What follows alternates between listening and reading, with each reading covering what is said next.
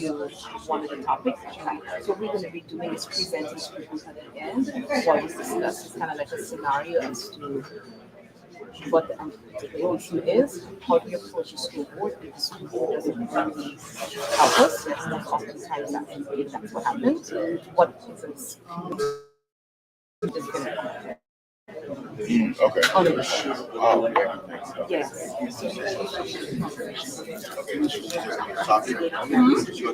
Yes, highly. So actually Bilal, because Bilal is like getting printed and stuff. So he's printing stuff like that. Yes.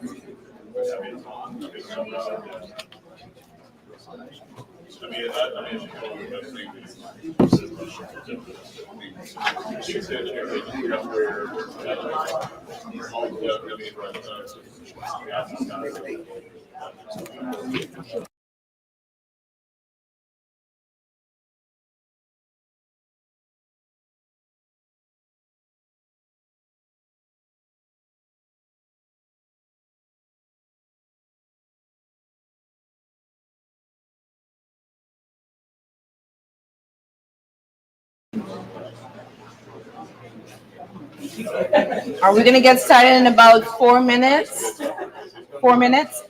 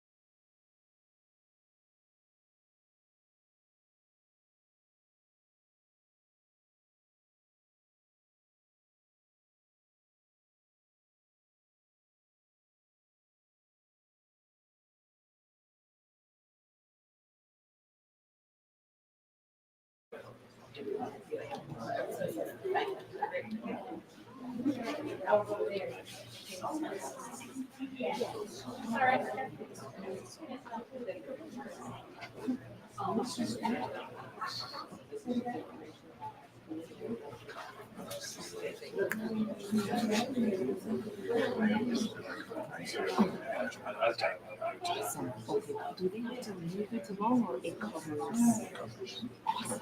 I can hear. I can hear. Oh, thank you.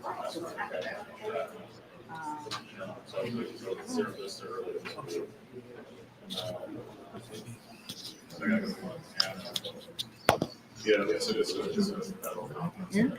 Does that matter? I don't know. That's what you hear. If you can hear it better that way. That works. It's like the it's like my house is like my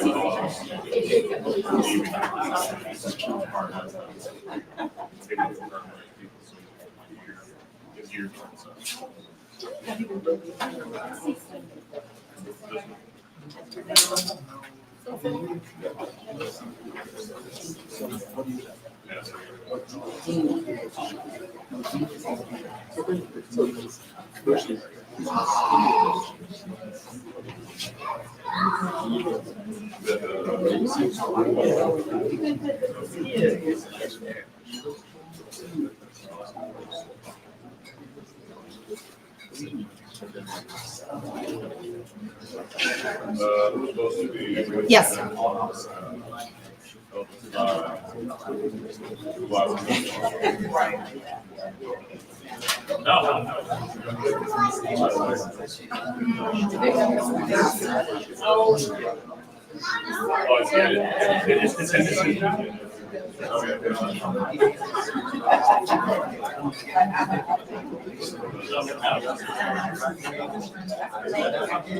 Ready? All right. A few minutes.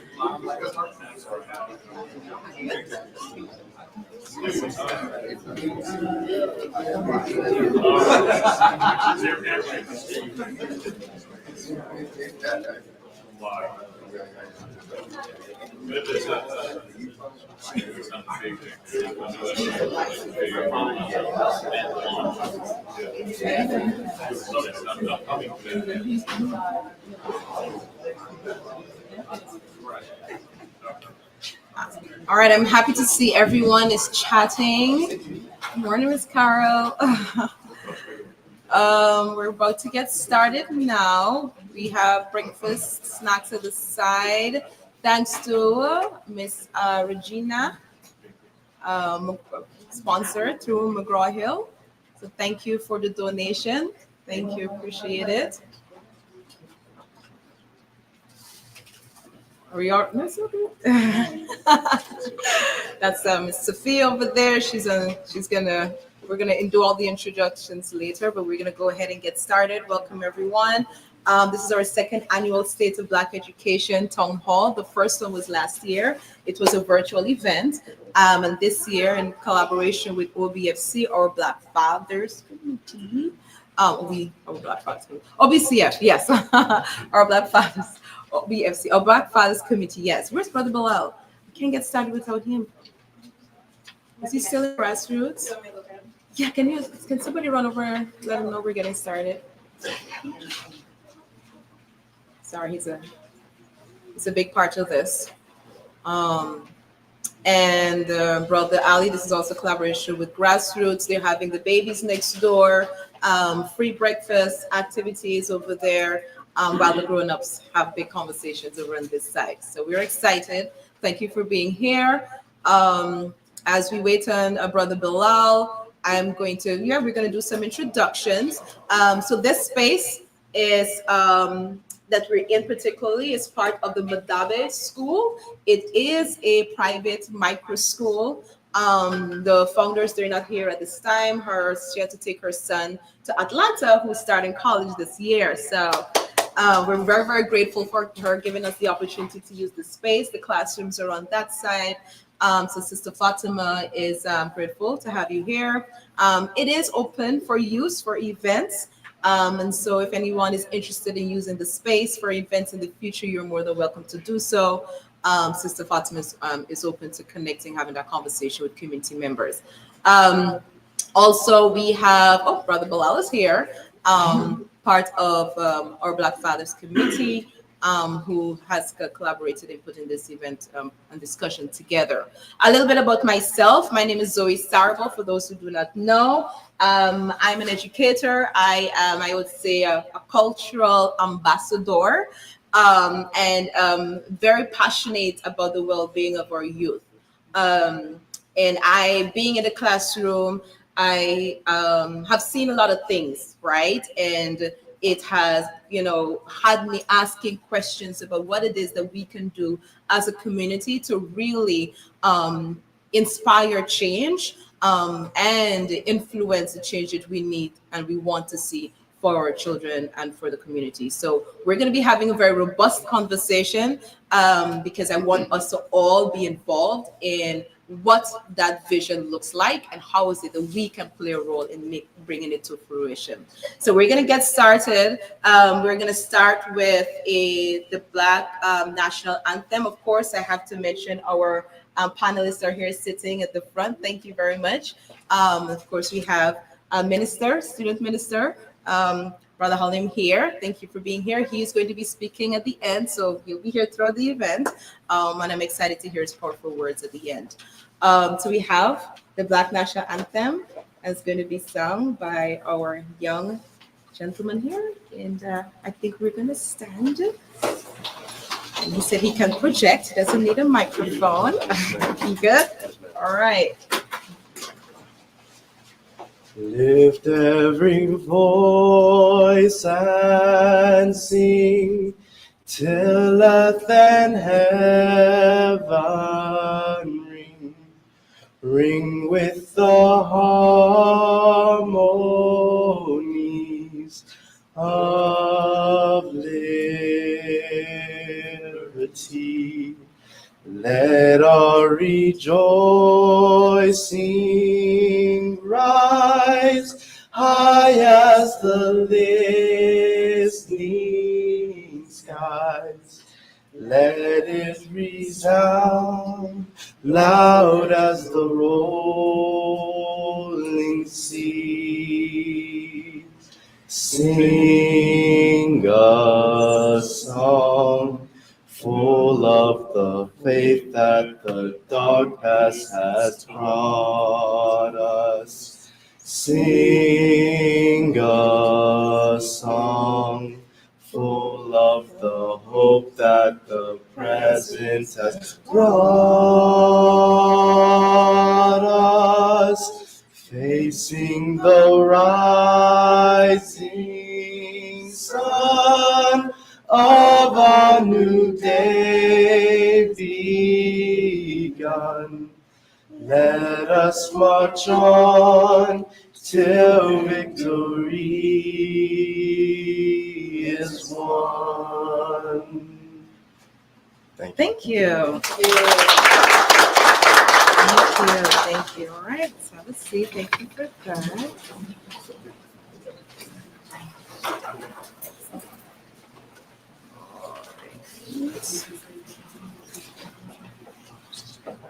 So now we are going to welcome our panelists. Let's see, 1 second. So we're gonna have everyone step forward, and they're going to sit on the comfortable seats that we have at the front. I'm going to just briefly do the quick introductions. So we first have Dr. Kelmer Elizabeth Muhammad. She is a visionary founder of the Masters of Basics Early Education private school. She had a reopening, should we say? Is it a reopening? Yes, No, yes. reopening. Reopening. 2 days ago. So we're excited about that. And yes, you know, she's a very strong presence in the community. And so I'm very excited to have her there. Pioneering in micro school. I'm committed to reshaping early education. And she believes that every child deserves an environment where they feel seen, supported, and deeply valued. So thank you. Next, we have Dr. Butts, Michael Butts. He's a father, former teacher, assistant principal, and he's been elected to school board member and a Democrat running for the Arizona Superintendent of Public Instruction. Welcome. Michael's public service began in an early age, where he led inner city kids programs as a volunteer president. He has a passion to serve, and you know, he's decided to pursue his career in education, serve as a teacher and school administrator, and so he is pursuing that superintendent position. So we welcome Mr. Butts. Next, we have Dr. Neil. That was his son who just sang. Sorry, I didn't do a proper introduction for you. Oh no, that was his son. Dr. Stephen Neil Jr. is a native of Arizona, a proud education professional, 35 years of experience. He emphasizes compassion, integrity, accountability, open dialogue, and the trust as a devoted Christian husband, father, and community servant. He is a candidate of the Arizona State Superintendent for Public Instruction also for 2026, and he's held various roles such as former Special Education Director, Co-Director of STEM and Curriculum, Educational Grant Writer, Assistant Director of Male Rebirth Program School Counselor, and Adjunct Professor at Community College. So thank you and welcome, Dr. Neil. Next, we have Ms. Erica Maxwell. Very much a big influence in Phoenix, dedicated education leader with a strong background in college and career readiness, equity, program management. She holds a master's degree and brings years of experience in leading teams, building strategic partnerships, and supporting student success. She oversees multiple district partnerships, right, and leads a team of college and career coaches focused on expanding opportunities for all students. She currently serves on the board of the Children's Museum of Phoenix, the Arizona Juvenile Justice Commission, and the Chandler Human Relations Commission. She's known for collaborative leadership and unwavering commitment to education and social equity. Welcome, Ms. Erica. Happy to have you.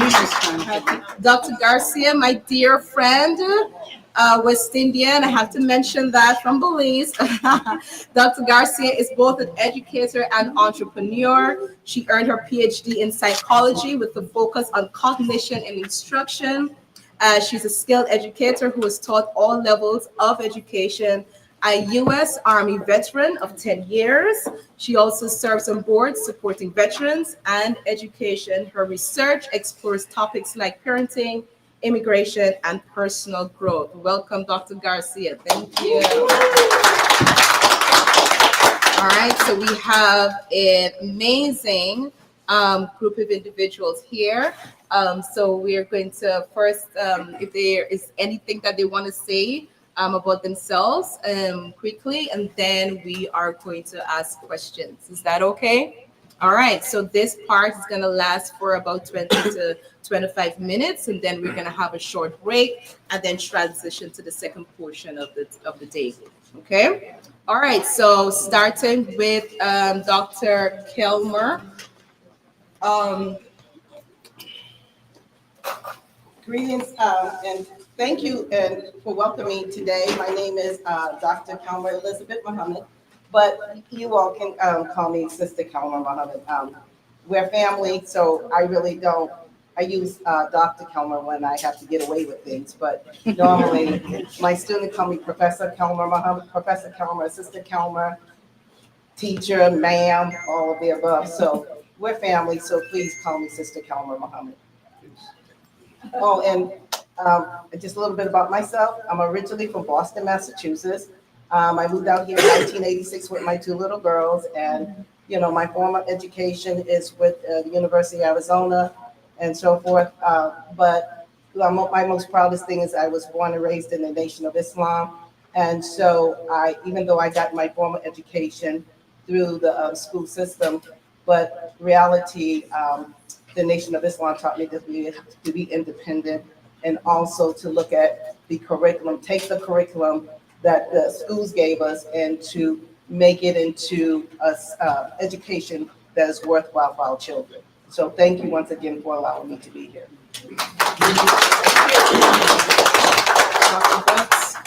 Good morning, everybody. Thank you for having me. Just a little bit about myself. I am a proud father, and I'm a former Cincinnati police officer from Cincinnati, Ohio. I am a teacher and assistant principal at Millennium High School, which is a high school here in Goodyear, Arizona, one of the top 30 high schools that kids want to go to. And also, I'm a current elected school board official, school board member of Roosevelt School Board. And but most importantly, I'm a Democrat running for Arizona Superintendent of Public Instruction.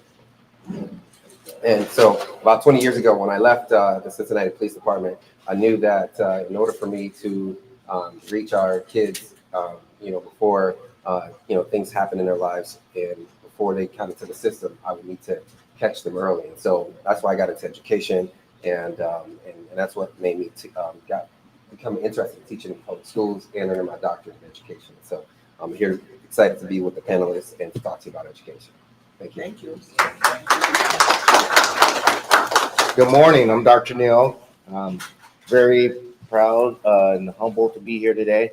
A little bit about me. I've been in education for 35 years. I'm actually also running on this against Dr. Butts as superintendent of public instruction, but there's been a change in my campaign.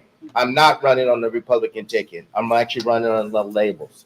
And the reason why is because I realized this position is not about a partisan group. It's bipartisan, because no matter what you are, as far as what your political affiliation is, you have to teach those that are Democrat, Republican, Green, liberals, independents. You got to be able to reach all kids. And being on that Republican ticket or being on a certain party ticket, all it's going to do is limit you, because they're going to push their agenda. So, and when you think about agendas that are being pushed, and everyone that knows me, it's about students over politics. It's about loving people, not policy. So with my experience in the educational background, I'm actually served on the board, many school boards, also consulting superintendents in regards to some of their stuff regarding special education. I'm on the board for the Phoenix Boys Choir. As you can see, I got my son here. I just saw my cousin walk in just now, which I was shocked to see that. So I'm very happy to see that. But I've seen many of you guys before as well. And so I'm excited about this and educating our kids in the future. Thank you. Hello, everyone. I really do express the sentiments of everyone on this panel. It is an honor. I am passionate about education and literacy. Most recently, I organized the inaugural Black Children's Book Week here in Arizona in February. We have so much talent, lots of Black authors. We have a crisis in literacy in the state with the fact that we have proficiency at 25% for fourth graders and 24% for eighth graders proficiency in reading. So we must really work collaboratively and collectively and as a community to make sure that we educate our students. We cannot leave it to the school systems. We can have them as collaborators, but we must be the main source of educating our students. I am currently the director of Elevate Ed AZ, the district director for Mesa Public Schools and Chandler Unified School District, where we really look at students that are in career and technical ed programs, which our students are not in those spaces. We have to pivot and look at all the opportunities that are there for our students to contribute to our community. And so I'm just passionate about education, and I'm really glad I'm here and looking forward to sharing some things with you. Thank you. Good morning, everybody. I also want to express the same sentiment as the panelists. My name is Dr. Garcia. My background is in education. I love being an educator in terms of really being in the classroom. I have no desire to be in the management of education, right? I love being in the classroom because our children have to see us. And they have to see people who are who can culturally identify with them and who look like them, who are capable and competent. They have to see us. And so because they have to see us, some of us stay. Yes. I'm one of those people who have chosen to stay. My background is as a cognitive scientist. That's what my PhD is in, where we look at brain anatomy, brain development, and how we process information. And one of the biggest things I would like to get out to all parents until the very last breath outside of me is that based on our brain anatomy and chemistry, no child is grown at 18. And that is a myth straight from the pit of hell. And what a child does in order to survive at the age of 18 is sometimes unconscionable. And so as parents, we have to understand that based on the chemistry and our biology, no one is grown at 18. Thank you, everybody. Thank you, Zoe. And I look forward to having our conversation.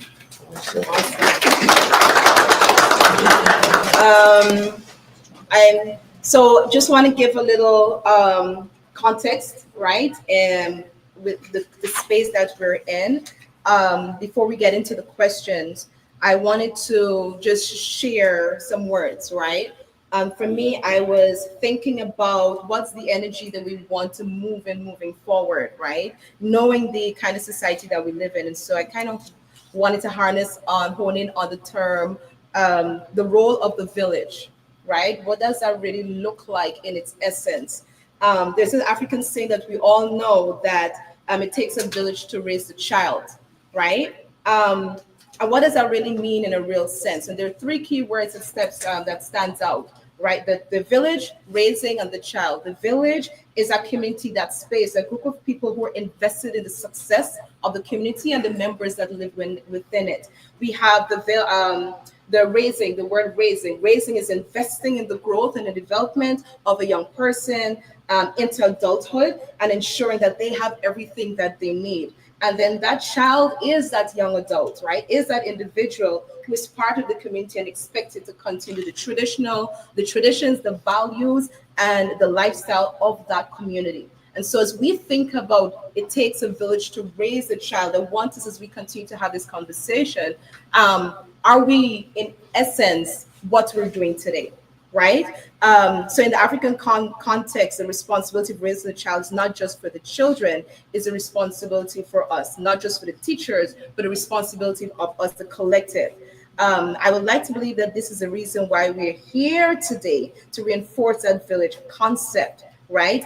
As we think about the quality of the education that our children are receiving, and hoping that we leave with practical solutions that's actionable at the end. And so I want to go over some statistics.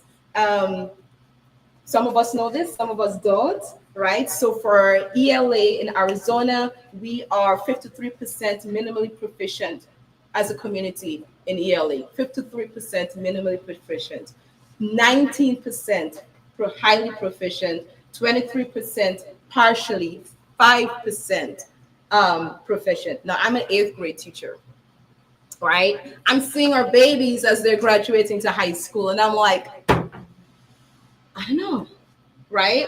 And we celebrate them graduating, which we should. It's an accomplishment, but as educators, we know the truth. We know our babies are not ready. So what are we doing? What are we doing? You know, knowing that we're in a system that we're passing our babies along, knowing that they're not quite ready to face this world, but we're still celebrating them. Are we really being that village that's looking out for our children? For math, 58% minimum proficiency, 23% partially proficient, 14% proficient, 5% highly proficient. Science just as bad. Now we are consciously aware that we're moving into a technologically advanced society, technologically advanced world. Basically, we're saying our children are not ready for the world that is being prepared for us. How are we preparing them for this world? When I was in college, and I'll be quick. When I was in college, I had a good friend of mine, Cameroonian, in the French-speaking Cameroon, West Africa. I came in as an international student. An international student, some of you may know if you're immigrants, that you don't get access to scholarships. You know, when you go to the embassy and you're applying for that visa, that student visa to come to America, you have to show the embassy that you have the money in the bank account, right? So immigrants, international students do not get qualified for any kind of assistance. So no worry, I don't have it like that back home. My stepfather's a professor at ASU, so that kind of helps. we don't have that like that. However, so I'm communicating, I'm talking to a good friend of mine at ASU. When I was at ASU, alma mater, and so we were talking about our background, and he also came from a very modest background, small village in West Africa. So I'm like, you know, how was it that you were able to afford to attend ASU, right? You know, how are you paying your bills? And he's like, well, you know, when I graduated and I passed the test, the SATs, my community was so proud of me that they raised funds to ensure that I can come to school at ASU. So he is obligated to be successful. He has no choice. Because he knows that there's a community back home waiting for him to be successful so that he can go back home to contribute to that community. And that's the other question they ask you when you're at the embassy. 1, do you have the money to pay for your education? 2, let us know you're coming back because we don't want you in America. No, that's legitimately. That's why, you know, if you have immigrant friends, they're looking to marry somebody because they have to go back home. And so for me is how can we engender that village mindset, right? I was talking to my friend here, Kylie, and we're going to go into detail later. You know, single parents, it's hard. It's hard to be invested. It's hard to be involved. It's hard to show up at the school board meetings. Who has their back? All right. So now we're going to jump into the questions. And the first question, what are the current educational policies would you enforce or support? And which policies would you remove or change? Yes, Dr. Kilmer. Okay, well, before we begin talking about all this, I just want to give you a little breakdown of the educational system in America. We need to understand why we are still in this dilemma of, you know, still trying to figure out why our children are passing, why our children are not succeeding in a system that's been outdated since the 18th century. Remember, education in America and all over was designed to make workers, not thinkers. So as we continue to really play into the game of this system, we're still placating that our children fits one size fits model. We're making factory workers, we're not making thinkers. And this is why the public education system was successful and continues to be successful, because we still buy into the idea that when you go to school, you get a job. When we were in college, when you go to school, you get a job, you get a job, you get a job. This is what we were drilled into. So basically, the American public education system and all around the world, if you look at Japan, all of them, it was designed to make good citizens and good workers. We need to break that chain of thinking that we have to do for the elite, the elitists, because that's who we're working for. We're not working for ourselves. We need a new educational paradigm shift. My minister, we were taught that education is supposed to free you, not to make you sit here and to work for someone else. So as teachers and educators and parents, we must change our mindset so that we can take this next generation and to be producers, not workers in this field. So let's get this on the table first.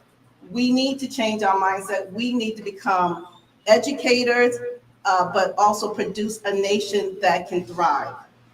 And this is where we're at right now. May I piggyback off that? And she's Sister Karma. Sister Karma, she's very much correct on this one, because if you, like she said, if you do the history of how education was developed, the way that they develop it is continue not only become workers, but a way for us to stay in debt. Yes. The other way is the other side of it. They didn't want us to have financial literacy. So the biggest thing is for our kids and creating this village is teaching our kids financial literacy in order to become more independent thinker, but also wealthy CEOs in order to give back to the community. What they taught us is to be isolated. They taught us to be more individuals within the system and not go back and actually share that community bond. That's why there's such a huge division among parties and everything else that's actually going on. It's very important that we educate our kids that we can become financial literate when we actually stick together and we listen to our elders. Our elders are full of wisdom. They want to bring us back together, but the way the system is like you work, you get a degree, get a grade. It's all remote learning instead of being creative at your learning. Can I add? Were you gonna add? Go ahead. I'm sorry. Yes, it's okay. Okay, the current education system, like they said, it doesn't teach us to think. And so this is why our cognitive skills are important, right? How do we problem solve? How do we think critically about situations, right? And so in cognitive science, we call it kind of like parts and whole. So what is the function of the individual part? And how does each part work independently? And how does each part connect to the whole? And how does the whole influence the parts? And how the parts influence the whole? Does that make sense? And so we have to be able to see how the pieces fit. And as we see how the pieces fit, we're able to make informed decisions. Now, this is why literacy is important, because the more words we know, the more depth of understanding we have. Because then if I understand that this word and this word and this word and this word means the same thing, it gives us more access to solutions to the problems that we face around us. And this is why cognition literacy is so essential. It gives us access to solutions. It gives us that ability to critical thinking, think about things, And it gives us that ability to be able to make informed decisions and reasoning and our judgments. So, and the other piece is like we are taught in this system, and we're in isolation, right? We're not taught to collaborate. And collaboration is so essential. When you look at the universe, everything works together. The only, like we say in the Caribbean, the only man that's an island is Cayman Island. We understand? And nothing functions, and no one functions independently of. It is impossible, right? So that's my piece on that. And in isolation, both of you mentioned that word, and we actually send our students into these school systems and they're isolated. They don't have, some of our students go from K through 12th grade and do not have one Black teacher. Okay. Still, that happens. So not only is the student isolated and having a trouble, sometimes challenging to connect, we have teachers that are isolated. And so teachers are trying to navigate the system that was never built for us to be successful. Students are trying to navigate the system by themselves.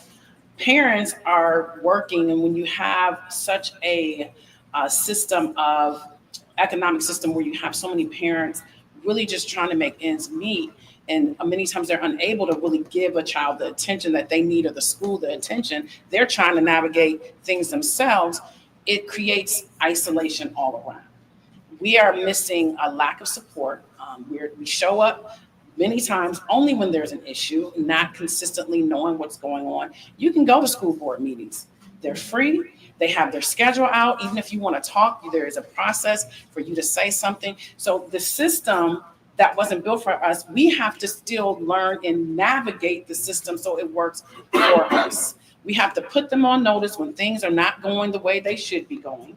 Let them know that we are supporting not just our students, because when you show up at your school for your child, you're showing up and still protecting all the children there of color. We can't wait till there's a crisis to show our faces, right? We have a schedule. Let's break it down to, okay, you're going in this month to this school board meeting. There are ways we can organize because we must navigate the system. Create our own, we had our own system. They broke that down and made us think, oh, it's going to be so much better to be with people that are not like us. It broke us. We start sending our best and our brightest, talented, not just academically, but athletically, to other systems. And what happened? They get the glory for it. We have to support one another. So many people in positions, whether it be administration or a teacher, they don't have the support and they leave, even at higher rates than the regular teachers in terms of when you talk about retention rate of teachers. We have to, the community it's essential. It's essential, as you said. We are not going to make progress unless we come together, know what's going on, and learn how to build our own system and then help those and support those that are still within the systems, because the systems are created for the policies, their programs, their procedures and practices are discriminatory. That's wherein lies all the discrimination, racism. They built that system in all those 4 areas to perpetuate racism and to keep us out. Harvard University, for example, I have to say this because I just couldn't believe it. The majority of students that are at Harvard University are legacy students. They are there because somebody in their family attended Harvard. It's not because they're smarter. It's not because they worked harder. We don't have that legacy at Harvard, right? So when you look at the diversity there, and yes, there's more diversity than there's ever been, but it's being rolled back. We are not there in those spaces like we should be. And it's not because we didn't work hard. It's because of the way the system is designed, and it continues to work for them. And we have to realize that we have power as parents, as a community, to show up, stand up for what is right when things are going right. So when things go wrong, they already know who we are, and that we are going to have people that have our back, our students' backs, our teacher and administrators' backs. That's how we get ahead. Can I interject? And I want to piggyback off of what my 2 illustrious sisters said. Remember this system was not designed for us. So why are we continue trying to be forced into this system when it's not for us? They built, remember if you don't read by the 4th grade, they're building the beds for our children, the prison, the pipeline system. You look at the Amish. The Amish now, I don't want to be Amish, but I respect them because of the simple fact they take their children, they teach them reading, writing, mathematics, and then after that, they teach them a skill, they teach them a trade, and they go on. And then when they come together as a community, if someone's sick, they pull their resources together, and then they go take them to the doctor, okay? We're not doing this. And it was bred that we weren't supposed to do this. We are supposed to be the bottom feeders. But until we get out of this mindset that we need them to educate us, we're still gonna be in that pipeline, in that dream, like we need to bust down doors. No, we don't need to do this anymore. Before public education became public education, where they let us come to their school because they said we need more workers, we were educating our own babies. We had our own doctors. We had our own scientists. We had all of that. So why is it now that we need to continue to bust down their doors? No, we need to take our babies out of these systems, create our own schools, our own teachers. We have so many educators, so many doctors, and we have so many professionals. There is no excuse for the Black community now, in this day and time, 2025, that we should be relying on someone else. They made it so easy in Arizona now that, like I was saying, how to make $1 out of 15 cents. They gave us the empowerment money, okay? We know how to work this stuff. Before there was empowerment, we had the churches. We had our homes. We got gatherings together. So why are we still trying to force ourselves into a system that really only us want to be a worker? The education's not for us. It wasn't designed for us. The one-size-fit model. Come on, we're not a one-size-fit model people.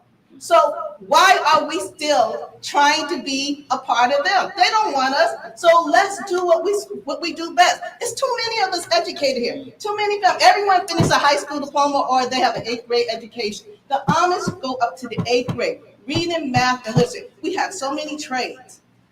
Why are we coming together as a community now? Damn their system. And said, let's start building our own system. We are in a new generation, an educational paradise. And we have our illustrious brothers who's going in there, they're fighting for us in the political world. While they're fighting the political world, they can come back and tell us what we need to do. Last week, I went to the grocery store, and I went to the Asian market. Up the street, down the street, it was the Arabic market. I couldn't go to a Black market. We don't have a Black market where we can say this is ours. So we need to stop making excuses about why we can't get into the system when we have everything we need here. You do not see the bees in line for the welfare line. You don't see the ants in a line at the welfare market.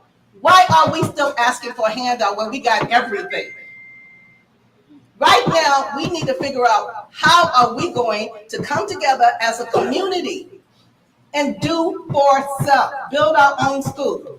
Yes, I built a school. It was hard as hell, but I did it. Now, am I illusioned that they're gonna try to take it from me? No, but that's why I'm calling on to the community. We have something independent now. Let's try to make it work. But then like the Amish do, we got an independent Black school. We need an independent grocery store. We need more schools. I can't fit everyone. Neither could anyone else. We have our brothers who's in politics. Let's give them the things they need to say so they can fight for us so that our communities can have things. We're scattered. It's about time we need to come together as a whole rather than an entity. Damn all that, back in the day, the Jim Crow laws, we're done with that. It's time for us to get together and show unity and prosper now. So I'm just going to stand here and let them speak. I think I'm not needed anymore.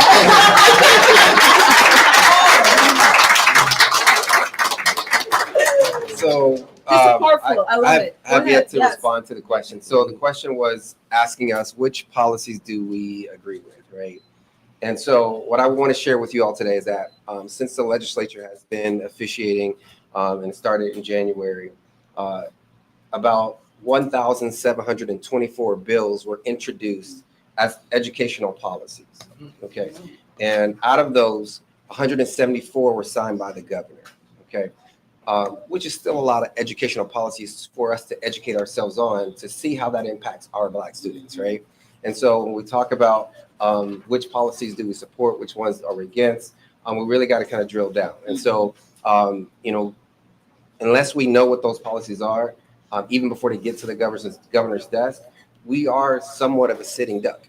So we have to be aware of what policies are being introduced, who's supporting those policies, and what exactly do those policies say, and what are the implications of how they impact us in our community. And so, you know, when we talk, for example, there's a policy that was signed by the governor about the nurse that you hire for your school, whether our student is in a public school, a charter school, or a private school, right?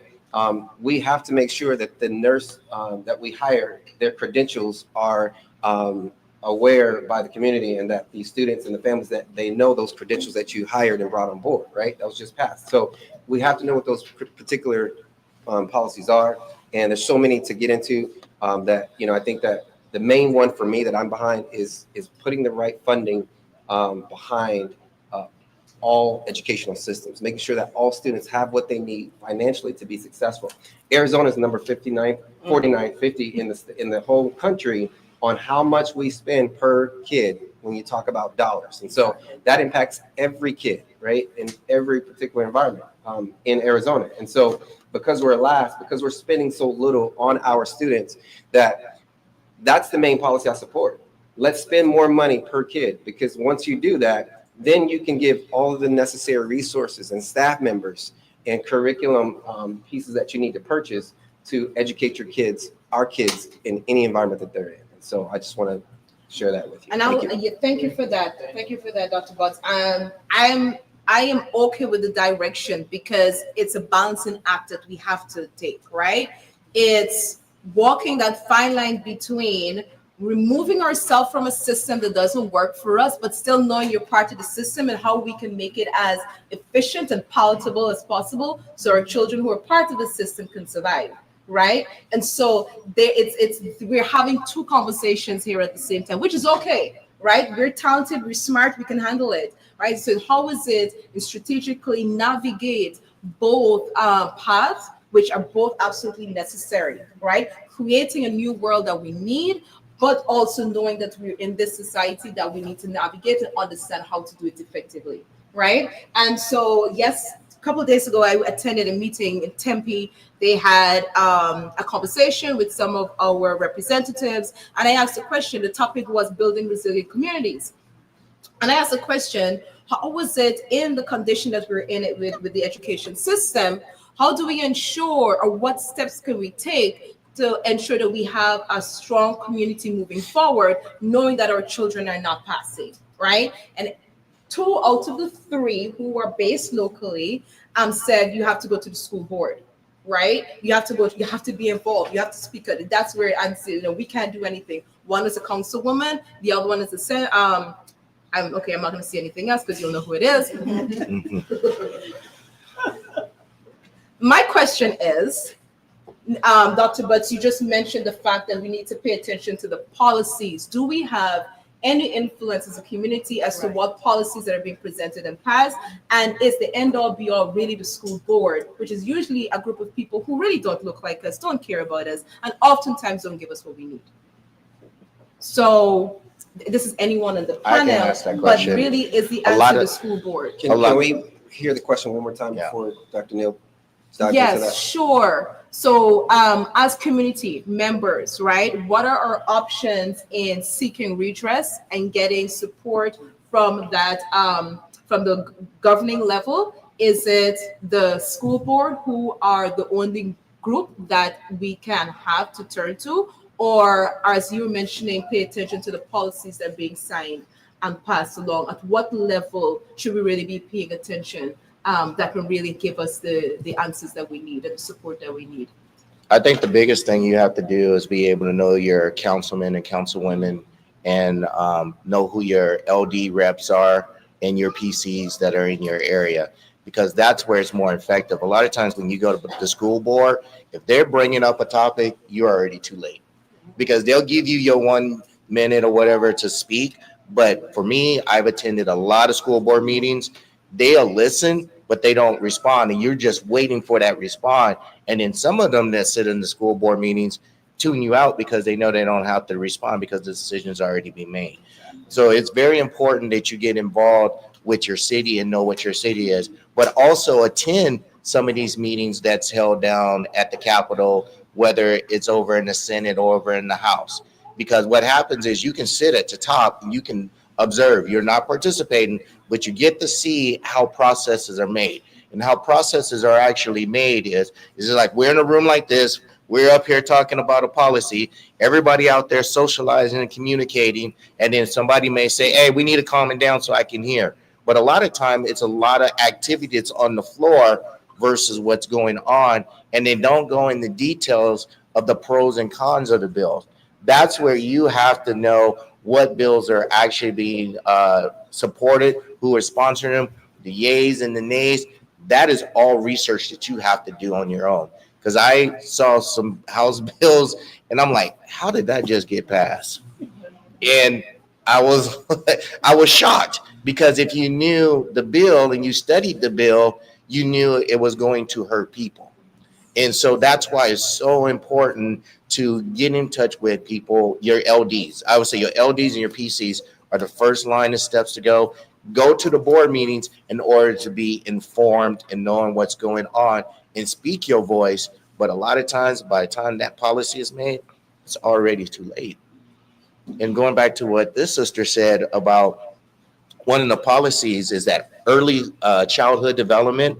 It's very important that we teach our kids when they're small. A lot of people think with education, you got to teach them letters, how to read this and this and that. But they don't realize part of the arts, the music part of it, the music aspect actually ties into learning. And it helps your kids as they go along and they learn a lot faster. My son, when he was younger, always listened to music, always listened to classical music. He was very bright. He saw colors when he actually would read or he would do his math, but he was at the top of what he did. That was that artistic part of it that actually continues on. One of the other things, special education. A lot of times with special education, and I understand why parents leave public schools and go to ESA, but then all of a sudden that's a whole another realm of how parents are not being protected over there with disabilities. A lot of these kids with disabilities can't get the services that they actually need. Then you have parents that are advocating for their kids. They go to these board meetings, they're advocating, but they're still not listening to them. I think it's very important, as both of us run, that we continue to advocate for those that don't have a voice. And if we continue to speak out, speaking for the community, speaking for the parent, speaking for kids with disabilities, we're going to continue to fight. We're going to continue to make sure that the kids have what they actually need. Yes. Well, the empowerment scholarship accounts were mentioned a couple of times, and that is a whole can of worms. And for those of you that are not familiar with that, that's when you say, I'm not going to have my child in a public education school, and so those funds will go to you to provide education for them. So Save Our Schools is an organization that keeps us updated with information. So we have to be involved at every level. That was your question. The local level, the state level, the federal level. Those are the three levels that we need to be involved in knowing what's going on when it comes to policy. So based on Save Our Schools, I get updates from them. And so what they're finding in these accounts, and it's been on the news quite a bit, is that the money that is taken away from the school system and given to you. Now, I'm all for choice. A lot of these, it's a hustle. It's become a hustle for some parents. And so quite a few parents, pianos being bought for lessons, blenders for home ec, like expensive items. And then they go turn around and put them back in the school system. Yeah. So I just got a few, some numbers. Data is important because data should just help to drive your decisions. So there are 10,000 accounts right now that are sitting at $10,000 each. Nearly 200 people have more than $100,000 each in their ESA. 10 accounts have more than $200,000 in their ESA for their child. And then there's one account that has $261,000. So what does that mean? What does that mean for you as a parent if you have your child in the school system, right? It means that that's less money and funds for you to have for your child's education in terms of services. So on top of that, we are still waiting for funds that were supposed to be dispersed on July 1st, $118 million in federal funding. So what has happened is school districts are looking at, it affects before and after school programming. It impacts professional development, academic enrichment, student support, special ed. Those services are being impacted because funds are being withheld. So education is about funding. It's about money. And again, with the ESAs, the money that is being utilized for students, for their parents to provide education services for their students is astronomical. Astronomical. So how can we use that? Again, if we're going to be in the system, we need to use the system to benefit us, right? Because the system and the funds that are being utilized for ESAs is exponential. It's more than they even planned for. And so you still have people sitting and we don't know. We're going to go on a ski trip to learn about XYZ, and those are getting approved, right? So we have to think about, and we have to know what's going on with the funding. Funding is a very important part because they drive the educational services that are provided for our students in these schools. Can I interject? Please. I am a recipient of the ESA funding, so I can speak up more about that. For years, okay, so I did my dissertation on our charter schools closing the achievement gap versus public education. And I did my dissertation in South Phoenix, so I did it on the math and the reading scores. And I found out that charter school was just as worse as public school. Yeah. So I said, there's no way in the world I can open up a charter school. And, you know, I live in South Phoenix, the Roosevelt School District, which we are closing 5 schools in that district, okay? Because they fear, they as one of the worst school districts in Arizona. There's a lot of them. Now, don't get me wrong. Of course, if you go to Chandler and Scottsdale, they have some of the better charter schools, some of the better public schools. But we're in South Phoenix where most of our babies, our Black and brown babies, are at. So I was pushing for the empowerment scholarship. They would not give it to us because they said you have to be in a failing district. Well, we were. Then they had all these other different stipulations. So finally, when Doug Ducey came out, he said, education, you know, the vouchers for everyone. Then all of a sudden, great. So I am a proponent for the empowerment, the empowerment scholarship, because this is how I'm teaching my children, my parents. The bottom line is this: we don't get federal money; we only get state money. So what happens is you take that state dollar that you would normally go to public school, they put it in the hands of the parents, and the parents can either homeschool, private school, if the private school accept that, or find an alternative. Well, I am a full-time tutorial institution. I have 4 Black teachers, one with PhD, another one working on his PhD, one with a master's degree, and so forth. We're making $1 out of 15 cents because we want to teach our children. So I am one of those persons, and she's right, because I'm fighting with the state now when it comes to my son, because when they found out about my school, now they said, oh, you have your children in it. Well, it's legal as long as I have a school and I have educators. So now I'm battling with the state and I have to go there. But the thing about it is we're tired of, you know, the Roosevelt School District It's been a failing school district for years. And so we need these alternatives. I agree with her. When I found out that some of these illustrious parents in other areas, they really don't need that money for education. They use it for ski trips. They use it for other things. Me and others, we are using it for what it's supposed to do, to help with our babies. So we are on that budget, that thin budget, but we're making it work like we did in the past and so forth. So my thing is, I am a proponent because I said, damn public school, I'm sorry, damn charter school. We need to take back our school and our babies, and we can make it work. Now, I can only take about 20 or 30 in my school, but then my goal is to teach other teachers, get out these systems. Teach and train our own children. Let's stop relying on the government, what we can do for ourselves. We keep talking about the problem, but we're not giving no solution. It's time for solutions now. Now, we know they gave us a little leeway, and so they can't take it back, because once they do for one, they got to do for us. So let's utilize what we're doing now and educate our children. The person in the pipeline with the education, she's absolutely right. So now we need the community. We need to come back to that model again, that it takes a village to raise a child. We need to come back to that model and start taking care of it. We need to stop making excuses why the system is failing us. We already know it. It's time for us to come back to the basics again.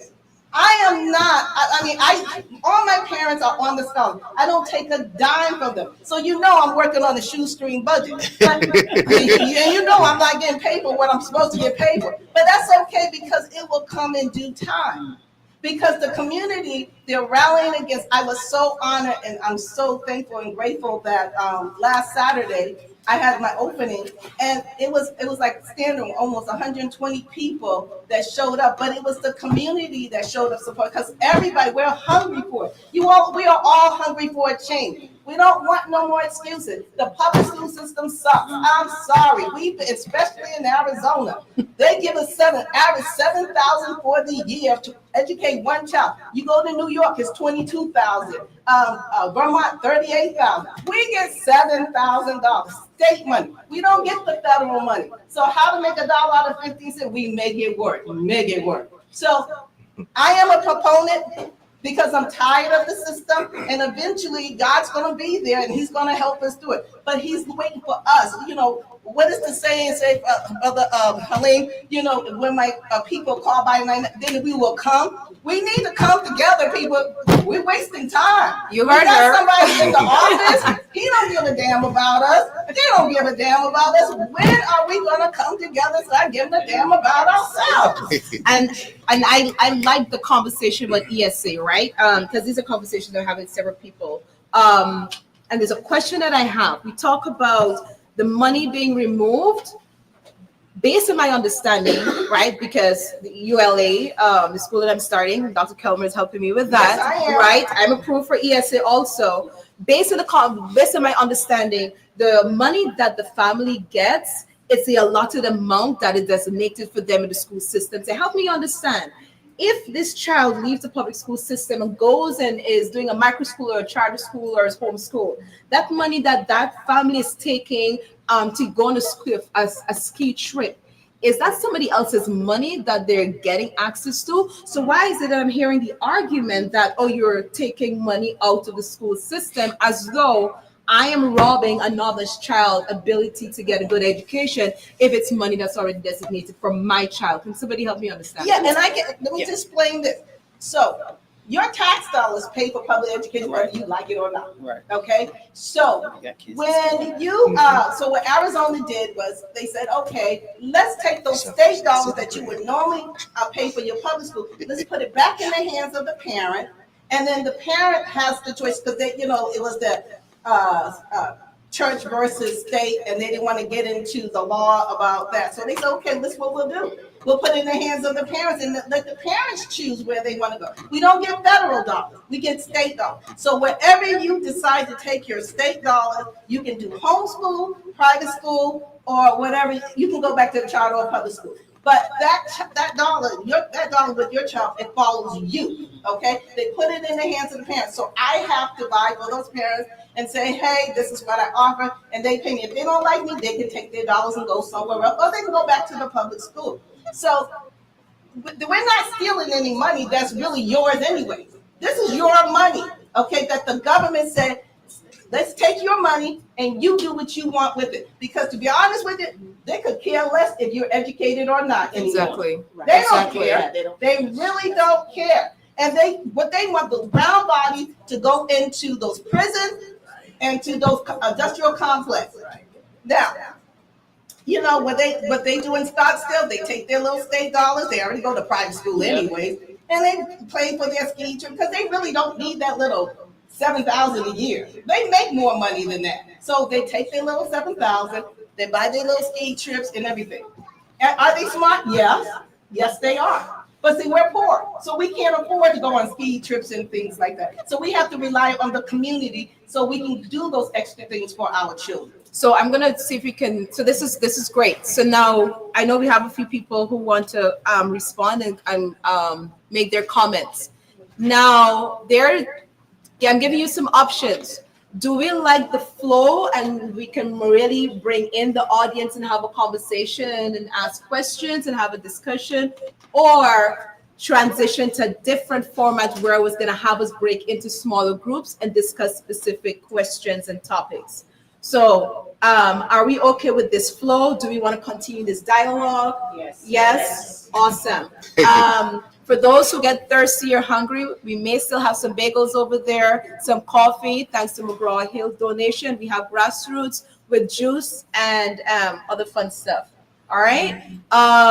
So we're going to continue with thank you with that question about the ESA, because we have some individuals who do not like, the ESA question. And so I really want us to be clear, and as a community too, I don't think enough of us understand what it means, what is available. And if we're talking about options for our children, we know the system is failing. What are the options that are available, right?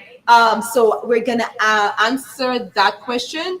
We're gonna take a 1-minute break, right? And then we're gonna have a dialogue back and forth with the audience where you can ask your questions. All right, is that okay? What do you think? That's good. Brother Bilal, what do you think? Definitely. I would also like to hear from those who from those who oppose the ESA funding. I would like to see the other side of it as well. Okay. So I like the conversation. Perfect. I can't remember what I said. The misuse of. Yes, I agree with you on that. Yeah, maybe I didn't make that clear enough.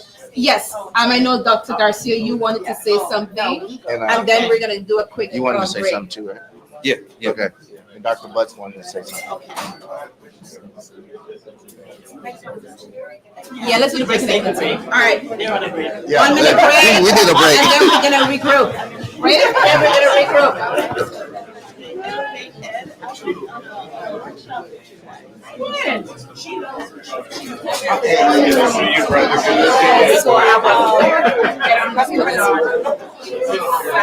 Hey, how are you?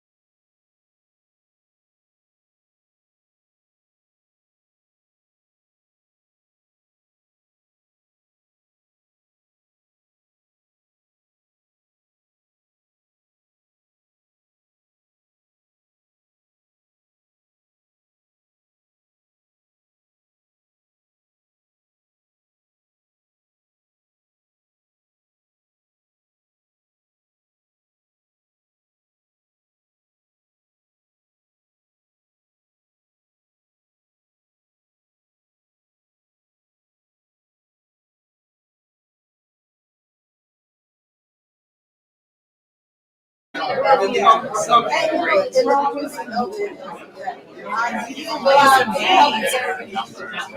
and the assessment, but it's their assessment. All right, everybody, we're gonna go ahead and line, sit back down. Come back in, have a seat.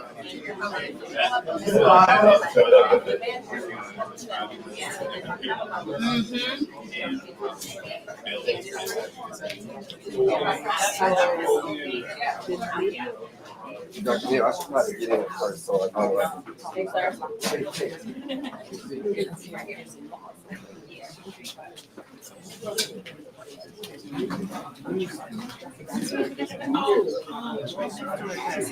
Oh, So they do smoothies and they do smoothies, and these are just the. all right. Oh, we're good. I'll hit that up after we finish here. Yeah, their smoothies are So how you been? Great. How you been, man? Man, I've been tired. Especially with school starting back. Yeah. You're in the school, or you just taking your kids to school? No, I work in the schools. Oh, what school are you at? Right now, I'm over at Cotton Bowl. Cotton Ball Is in the Peoria. Cotton Ball. Cotton Bowl Elementary School. Oh, what do you do there? The school psychologist. Okay. So, Cotton Ball Elementary School. yeah, K through 12. Well, no, K through 8. Sorry. Okay. Yeah. Yeah, it's been busy. All right, welcome back. Welcome back. We do have the matriarch of the space, Dr. Darlene Little. She's the reason why this is all here. Welcome. She's an educator also, several years as a teacher. Is there something that you would like to say to the audience? Not to put you on the spot, though. But you did. Well, I wasn't here for the earlier part of the conversation, but we all know that education is critically important. And that as Black folks, if we don't take control of what our children are learning, how they're being treated in the education systems, then we are just giving them away. And we see the effects of that already. So all I can do is encourage all of you to pay attention, first of all. There are a lot of things going on. Do you know what's going on? We're putting our children in schools all over, Black and white-run schools, but we don't really know what's going on. Most of us think that since we went to school, we know about schools, but the reality is we don't know. I've been to the doctor and I know nothing about doctors. So we just need to pay close attention to what's going on in our communities and in our schools. And it's not the only thing that affects schools, a lot of things affect schools. Great teachers, Black and white, have left the profession. And what we have left is not always the best when it comes to educating children. It is a skill, and it is a passion. And it is God-given, and it is all those things. So a whole lot of people can go into a classroom which they turn to page 95, but that doesn't mean they know how to teach. That's right. Teaching and learning go hand in hand. And just because you say something, that doesn't mean that people are learning. That's right. So we just need to be very cognizant of what's going on in our communities and our schools with our children, and to show up. We have to show up. This room really ought to be packed. Yeah. Yes, because there is nothing more important in our world than our kids. They are not just the future, they're right now. That's right. They're going to prison right now. That's right. They're taking drugs right now. That's right. They're having babies right now. All of those things are happening, and they don't really understand because they didn't teach it. That's right. We take it for granted. We turn them on to social media. They're born now. And by the time they're 3 months, they're already looking at the iPads. Yes. And flipping the screens. And a lot of us think that's a substitute for teaching because there are educational things on there, but they need us. So I said enough. Thank you, Dr. Little. Not to belabor the point, but it's really important topic. We're going to spend exactly 5 minutes, and I'm going to time Mikhail is going to help me. On the topic of the ESA, right? Because there's some things that we want to have clarified. It's also important because we're talking about options, right? And if we're thinking about alternatives to the system that exists, that right now is one option, one way we have that our community can utilize so that our babies have access to other opportunities. So I think it's absolutely necessary. We do understand how it works, how we can best utilize it. So it is an important conversation, but we have other equally important topics to talk about today. Are we good with that? All right. So I'm going to have our young lady over here. I want you to introduce yourself. You're making a really good point, and you're running for office, or planning to, or about to, will. Okay. So stand, introduce yourself, and then share your thoughts. Sure. My name is Dr. Raquel Armstrong, but I go by Rocky. I'm actually an assistant professor in educational leadership and policy at Arizona State University. My area of specialty is on education funding and some of these other things, but I'm also running for state representative in LD13, which is Chandler, Sun Lakes, and Gilbert. And as you understood and heard from this conversation, the legislature controls the purse, which is why I'm running for that seat. But one of the things that, just from a clarity perspective, because I think we have ideology at the table, we need to educate our own. We also have policy and those impacts. And then we also have, what's really happening. And so understanding how the Empowerment Scholarship funding works, I think is really important for us to understand why it's so problematic in certain spaces. So it was stated that the money now comes to the parent. And then once you make a decision in Arizona, let's say you choose homeschooling or you choose a private school, you choose all that money goes to that institution. If you change your mind in Arizona and choose to send your child back to a public school or a charter school, that money does not go to that school. And why that's important to understand is if, let's say, the class size requirement is 26 students, right? If your child is now number 27, that school has to hire another teacher. They have to have more resources, they have to have curriculum materials, but they did not get additional money. And that's why people have some of this issue with that. Not because we don't need these schools, we need these options. We know what's happening. We've heard from so many people what's happening to our kids, but it's understanding that the policy is the problem, not the choice, right? And so, for instance, the state of Ohio, they changed the rules. Now, instead of that money staying with the 100th day, it actually follows the child. You leave that school, it goes to the next place, right? Because that's a policy change, not an issue on whether or not it should be public, charter, ESA, but it's important to understand where the money goes and where it's coming from.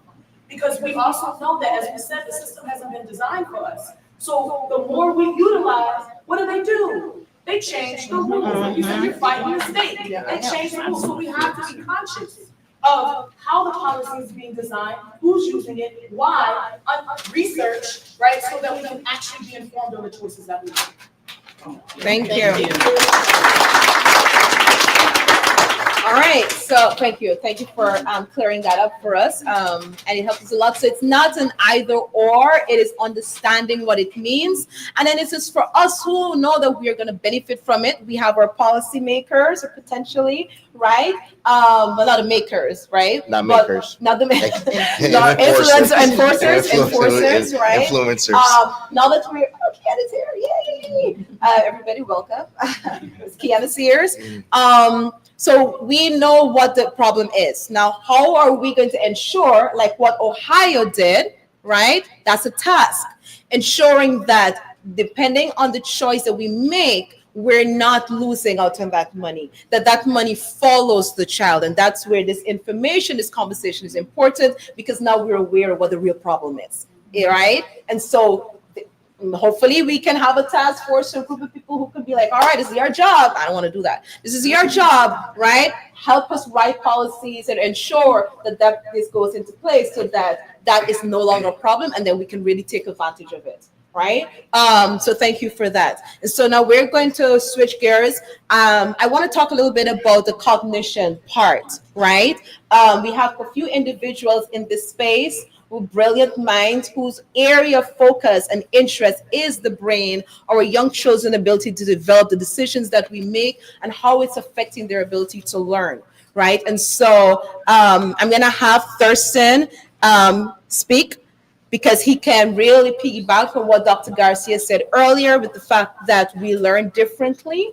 And then I know the young lady also can expound on that. So these are all our brain scientists in here. Go ahead. I'm going there from here. No, you're fine there. Okay. Well, my name is Thurston M. Smith here. I do a lot of things. So my title is constantly changing overall, but I'm gonna just say family support educator. So one thing I do is work with, I've been instructed to work with Michael Garrett, who's a psychologist and licensed in brain science. So with brain science, understanding the nature, the nurture, and the culture. So a lot of things we talk about, and from that side, for me bringing it to the community, is that how these schools are not set up for the boy to learn, because how it's set up, we learn differently. And so because we're in this system and we're being penalized and suspended and labeled as aggression, our aggression is said that's part of our nature. We have these things called aggressive nurturance and there's violence, and there's a specific line between the two, right? So when you see boys say boy being boys, wrestling and fighting, that's us bonding each other. It looks crazy. We say we're fighting, we're punching, and people don't understand. It's like, how come you didn't make friends with this guy? Because when I hit him like this, he's like, he told on me. I'm not gonna do him, right? When he punches me, he punches back, he might roll around, and that's how we notice that some of our friendships actually go into better relationships like that. So when the school system, when you're talking about the school, if you're not thoroughly educated in the nature, which is your son, the male brain, the female brain, they learn completely different. And the teachers are just teaching from the book. So they're saying, hey, you're reading the book, knowing that our kids struggling with reading. That's why our test loads are very, very low, because that's not how they learn. They learn through visual and kinesthetic. We have to get coding, we have to use some hands, we have to move them around, because that's how they learn. So if the school is not adopting that way of teaching your child, especially the boy, don't be surprised if you see that he can't sit down, that he's in the office, that he is punching other kids, because that is the nature for the boys. That the school system, the way it's set up, is more so set up for the female brain, which is our daughters, because they can sit still, they can use their words, right? Use your words, use your words. That's not how men do things, right? We're more so of moving things around. So that's why I'm here, just to tell people about, to educate them about the nature, the nurture, and the culture, and how it plays a extremely important part in how we educate our babies too as well, and understanding different parenting styles, because we need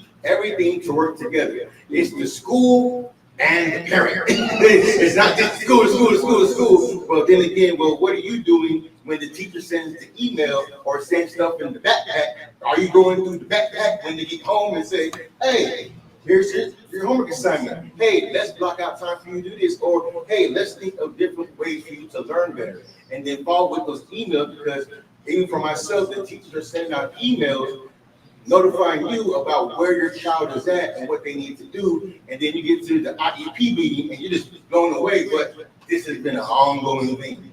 You have to tap in and work with the school and work with the teachers and put pressure on them for you to get the information, for you to then piggyback and help and say, hey, you're on ABCs at school, I got some building blocks at home, I'm doing ABCs this way, this is what I'm seeing my child resonate with here. So when you go up to the school, can you do this too? So you're putting pressure on them for them to work. So one time you just have hands off, it's like the school, and not thinking too, as the parent, you have a responsibility, and also the community has a responsibility too as well. Awesome. I like that flow. We started off with policies. We're talking about the cognition, understanding our babies, and then we are going to end with the involvement of the children. And this information is important because even as an educator, as a teacher myself, right, I'm guilty of being a little bit harsh on the boys. Like, would you just sit down? Right? So this is even information for us educators and parents to really understand how our boys think differently. You want to say something? Yes. Because everyone's saying the term brain capital. Brain capital. If you don't know that term, you might want to write it down right now because it's about to be big. It is brain skills and brain health. So what we're looking at is, my name is Janine. I'm a former educator by trade now. I just write books, and my 7-year-old son and I just presented to the mayor of Avondale and Buckeye as far as establishing a brain capital awareness month, and the mayor of Phoenix did Brain Capital Awareness Month as well as for July. So what that is brain skills and brain health, looking at the emotional health, the brain health of our students, but also how it affects the brain skills, creativity, curiosity, adaptability, resilience. we're at the G7, the United Nations, the WHO, the World Health Organization. They're having conversations right now as we speak at these high levels. And the school system takes like 10 years to get on this train. So what we're doing is I'm trying to be that connector, right? And I've connected with, I keynote speak now, so I've spoken at different organizations in Arizona and around the nation as well. So what we do is we just want parents to be aware that in the dementia crisis, Arizona has the highest number of the Alzheimer's cases. We're finding out that it's a childhood issue. Right? And so what we're saying is let's integrate brain capital into our curriculum, especially for exactly what he says, the cultural positioning of understanding how the brains work from preconception. So this is actually a maternal issue as well. And so I don't have my doctorate yet, that's next. But I just got signed with Wiley Publishing to do a book on brain capital now. It's going to be big. Please integrate it into your policies because they're talking about it at the global levels and then it'll trickle down. I just don't want it to wait for 5 years to get to us. Thank you very much. Thanks, madam. We're going to end with Dr. Garcia here.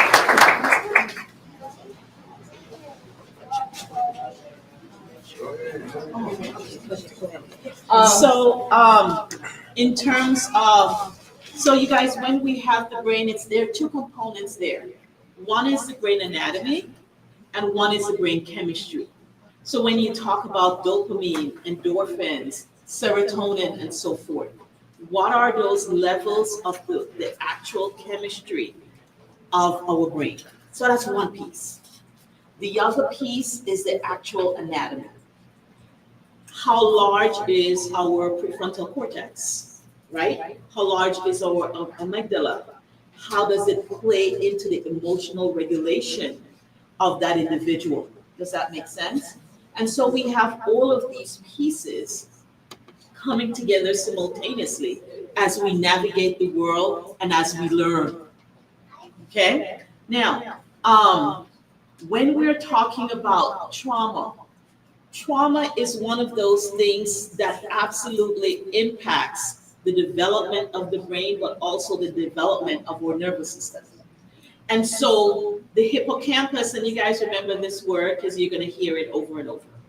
The hippocampus is what is responsible for the consolidation of our memory, right? So all of our new memories that we create, it's consolidated. The hippocampus facilitate that consolidation process. Now, when children experience childhood trauma, it stunts the growth of the hippocampus. And so if you're talking about this particular piece that is stunted, how does that translate to the learning of the child and the child's ability to learn? Does that make sense? And so it all absolutely goes together to where we as parents have to be so intentional about it. The other piece is that in teacher education, there is not too much of the brain science involved in teacher education. They teach teaching methodology, but not brain science. And so teachers are going into the classroom somewhat ill-equipped, right, to integrate our cognition pieces into the learning process. And so if they don't know how to do that, this person may be here in terms of a student, this person may be there, but how do you bridge it for the individual here and how the individual here, and so that they can have an increased sense of self-awareness as well, so that they are empowered individually in the learning process. And so as teachers, we have to do that. As parents, we have to do that. Okay? So that's another piece. And then I've had here, as parents, the television, the iPad, please turn them off. Please. Yes. Please. And hear me out on this. The time, we have 24 hours in the day. Yes? Okay, so we get up, we dress our children, so we see them maybe an hour or so, right? We drop them off to school. They're at school all day. You pick them up 3:30, 4 o'clock, thereabouts. That is if you are in those professions where you get out of work at 3:30. Chances are most parents get out of work at 5 o'clock. By the time they get home, it is now 6. You have dinner, you maybe chit chat or whatever. You literally see your child about 3 hours a day. And those 3 hours a day that we see our children, we have to make it count. And so for that reason, the television must come off. Because then if we sit and watch the lies that's coming out that box, then we do our children a disservice, because then we did not give them that attention for the measly 3 hours we get to see them. Does that make sense? And so it is us absolutely as parents being intentional about that. They're lies, television, and they're called program because they're programming people. The lies that's coming out that box. I have 2 sons and I raised them here in the US, but we didn't have a television. I don't care. Let your friends at school tell you what they watched on television. We didn't have one in our household because I am not going to pay the hard-earned money to these cable companies to come and undermine what we are teaching our children inside the home. Do not let these people come into your house that you're paying bills for and undermine what you're teaching them. We understand. You don't give anyone that level of authority in your home. That's yours. And you don't give it to anybody. So you pay for that. Right? That was good. That was good. Thank you. And I'm going to follow. Yes, and then you, and then you. Yes, Dr. Kilmer, for sure. Okay. Right now, in this day and time now, in my day, we fought over the television. Right now, with social media now. So trying to get that social media out those children's hands is like you're fighting a war. The babies are coming out, understand how to press that button. I had some autistic children, and don't tell me they're not smart, because they know that social media. They know how to put on the. We changed up the code. Autistic, Asperger, they got in there, they put it right back on again. So don't tell me that they don't know what they're doing and so forth. So the main thing what I wanted to say here is this. It takes a village to raise a child now. We need to go back to the basics again. We continue wanting to say this system, but this system is broken for us. We are not part of this system. We were not even the plan in the system. We were supposed to be mules and cows. We're supposed to be working in the fields for them. So when are we going to get off of this plantation? I'm sorry, this mental plantation, and start using our minds and taking back our own community. I just want you all to know this, that do you know that the federal government only pays 8 to 10% of that money towards every state? The state pays about 45% of the state educational dollars. Did you all know that? No, that's why we don't understand why we got the Federal Department of Education. They only give us 8%, 8 to 10% of that money.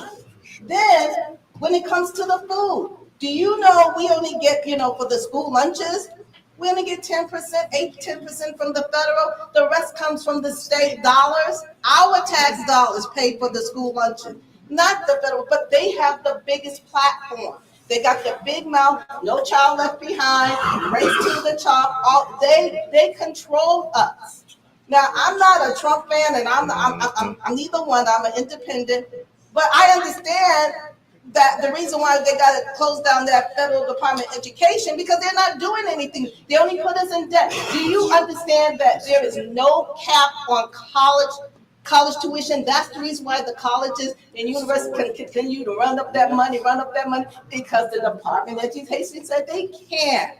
And that's why we have these useless degrees, because of the Department of Education.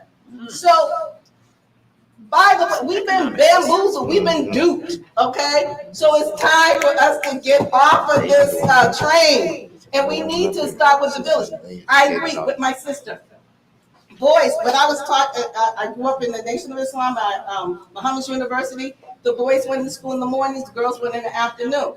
So look, it's hard to do that now. So what I have my teachers now, they teach in the morning from 8 to 12. Then they go, because we're no good after 12 o'clock. Come on, let's be realistic. We're not good. So then in the afternoon, I'm having my high school students and the community to come in to teach those other ones, tutoring, because you're right. Our parents, they work all the time. And I found out, you know what, forget it. I can't worry about what's going on in everybody else's house. I just can't. So basically, now school time starts ends at 4 because I put aside an hour for tutoring time. Our high school students, we're having people from colleges to come in. We're getting these volunteers to come in to help our children to be successful. We're getting financial literacy classes in the afternoon, because after 12 o'clock, once they have lunch, ain't nobody no good. Even I'm not a good, and I'm finally getting the chance to be a principal rather than the teacher in the class.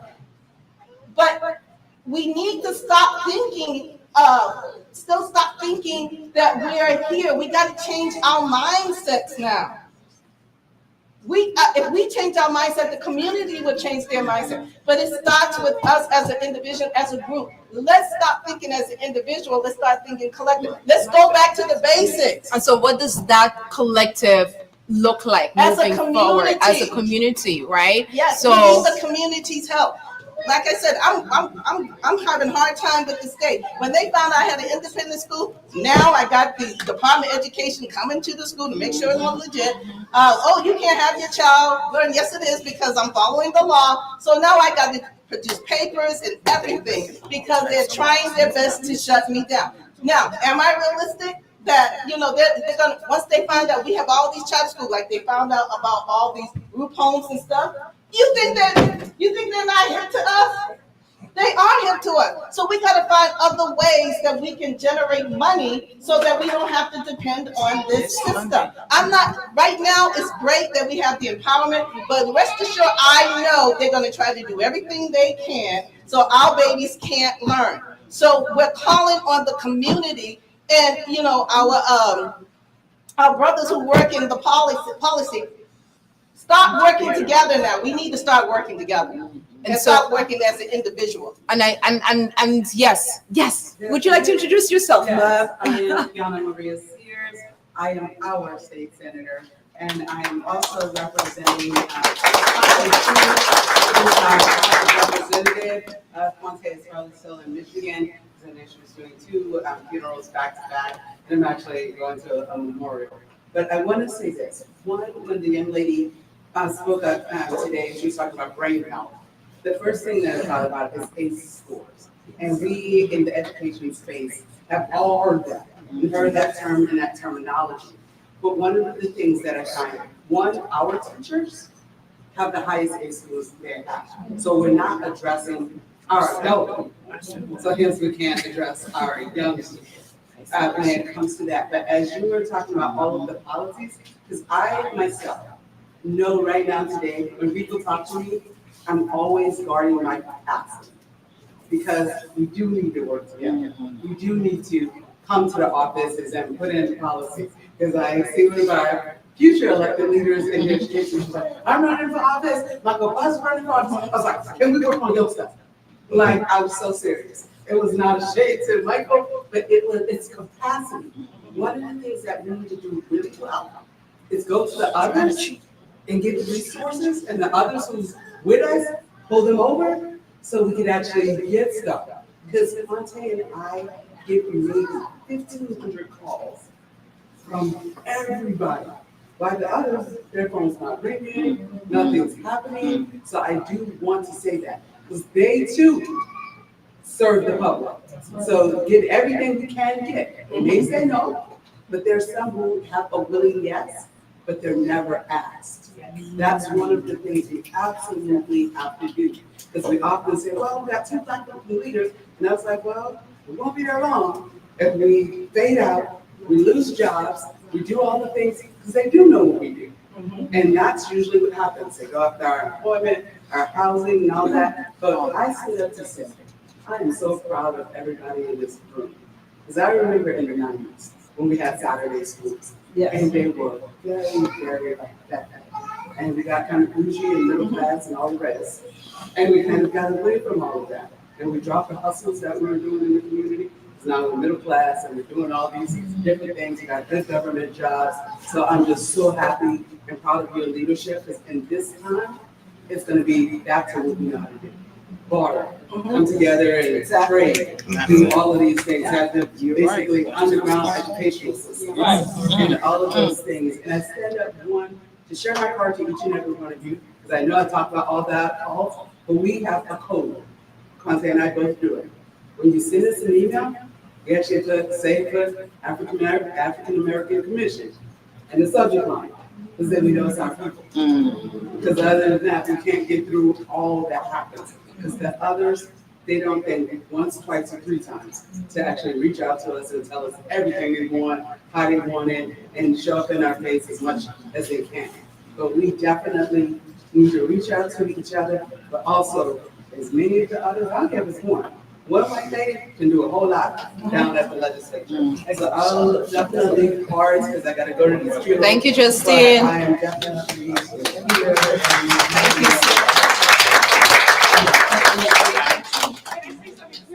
Yes. We do have a brain capital conference September 6th in Avondale. I'm trying to build it from the ground up. If we want to be ahead of this movement and be a thought leader in the space, please take down my name. I can bring you cards and things.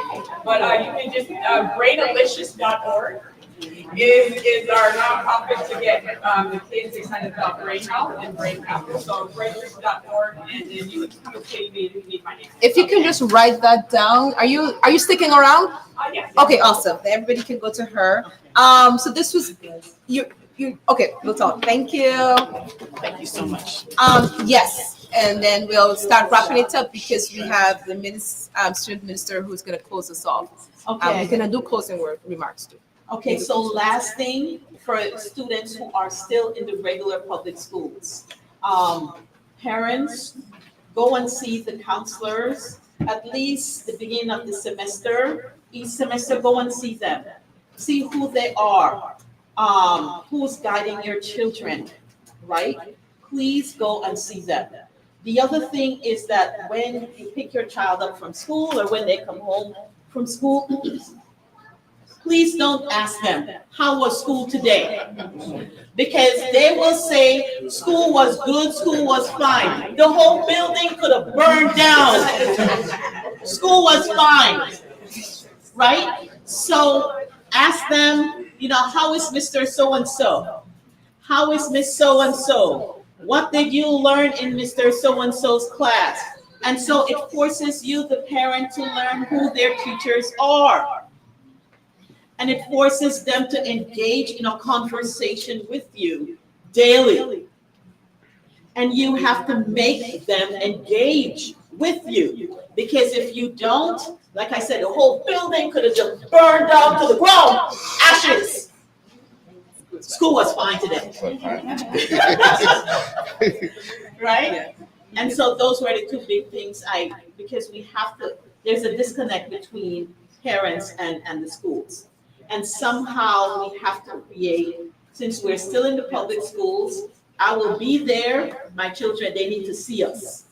I will be there until the doctor. Dr. Butts and Dr. No, Neal. not Dr. Butts. Dr. Neal or Kelmer. Dr. Kelmer. Yes.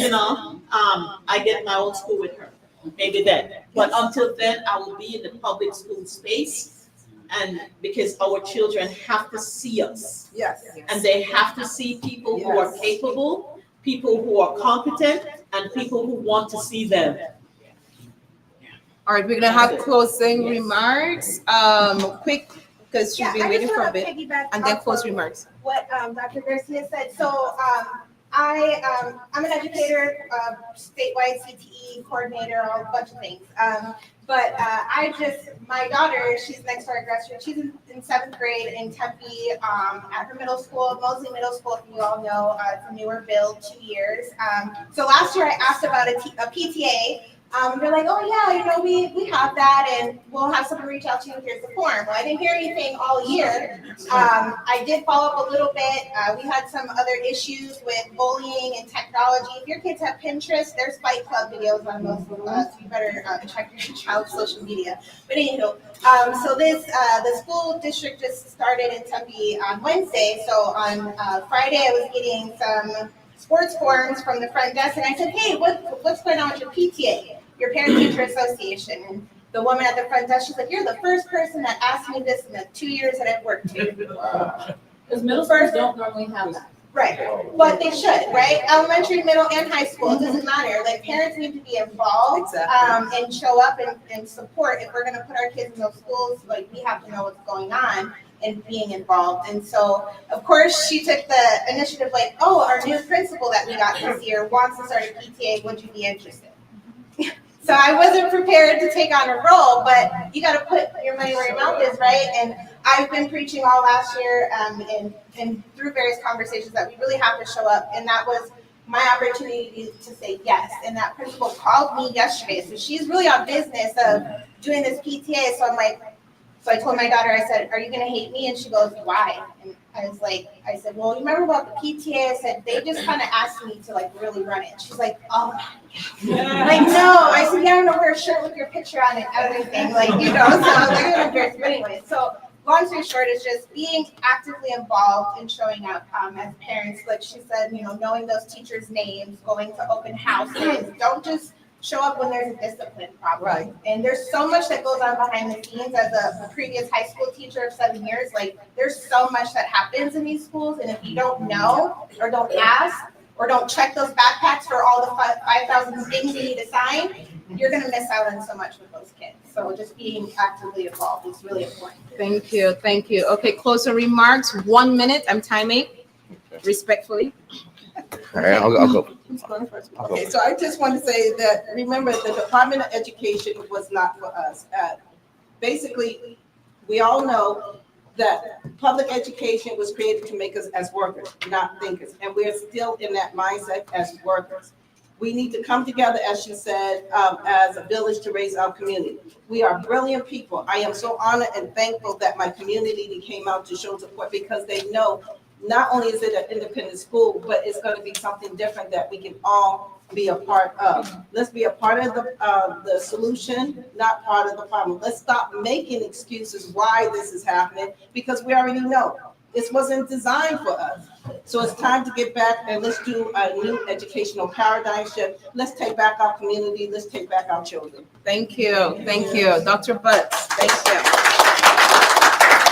Again, my name is Dr. Michael Butts. I am running for Arizona's Superintendent of Public Instruction. I am a Democrat.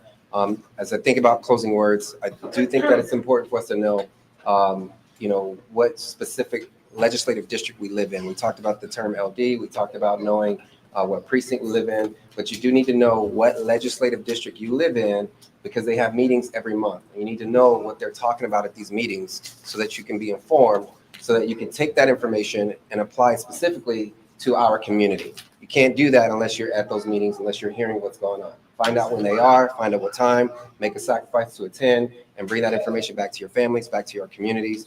And that way we can make sure that our issues are always constantly at the table. Okay, we cannot be on an island. I don't ascribe to the notion that we need to leave our economic system that has been established. We need to be a part of it so that we know what's going on. So thank you for having me. Thank you. Dr. Neal. I'm Dr. Stephen Neal Jr. I'm also running for Arizona State Superintendent of Public Instruction. I'm actually a no label. So like I said, this is a bipartisan situation. One thing I noticed I didn't say what I do is I'm actually a school psychologist. So I'm in the schools. I'm actually working, and my doctorate is in clinical psych.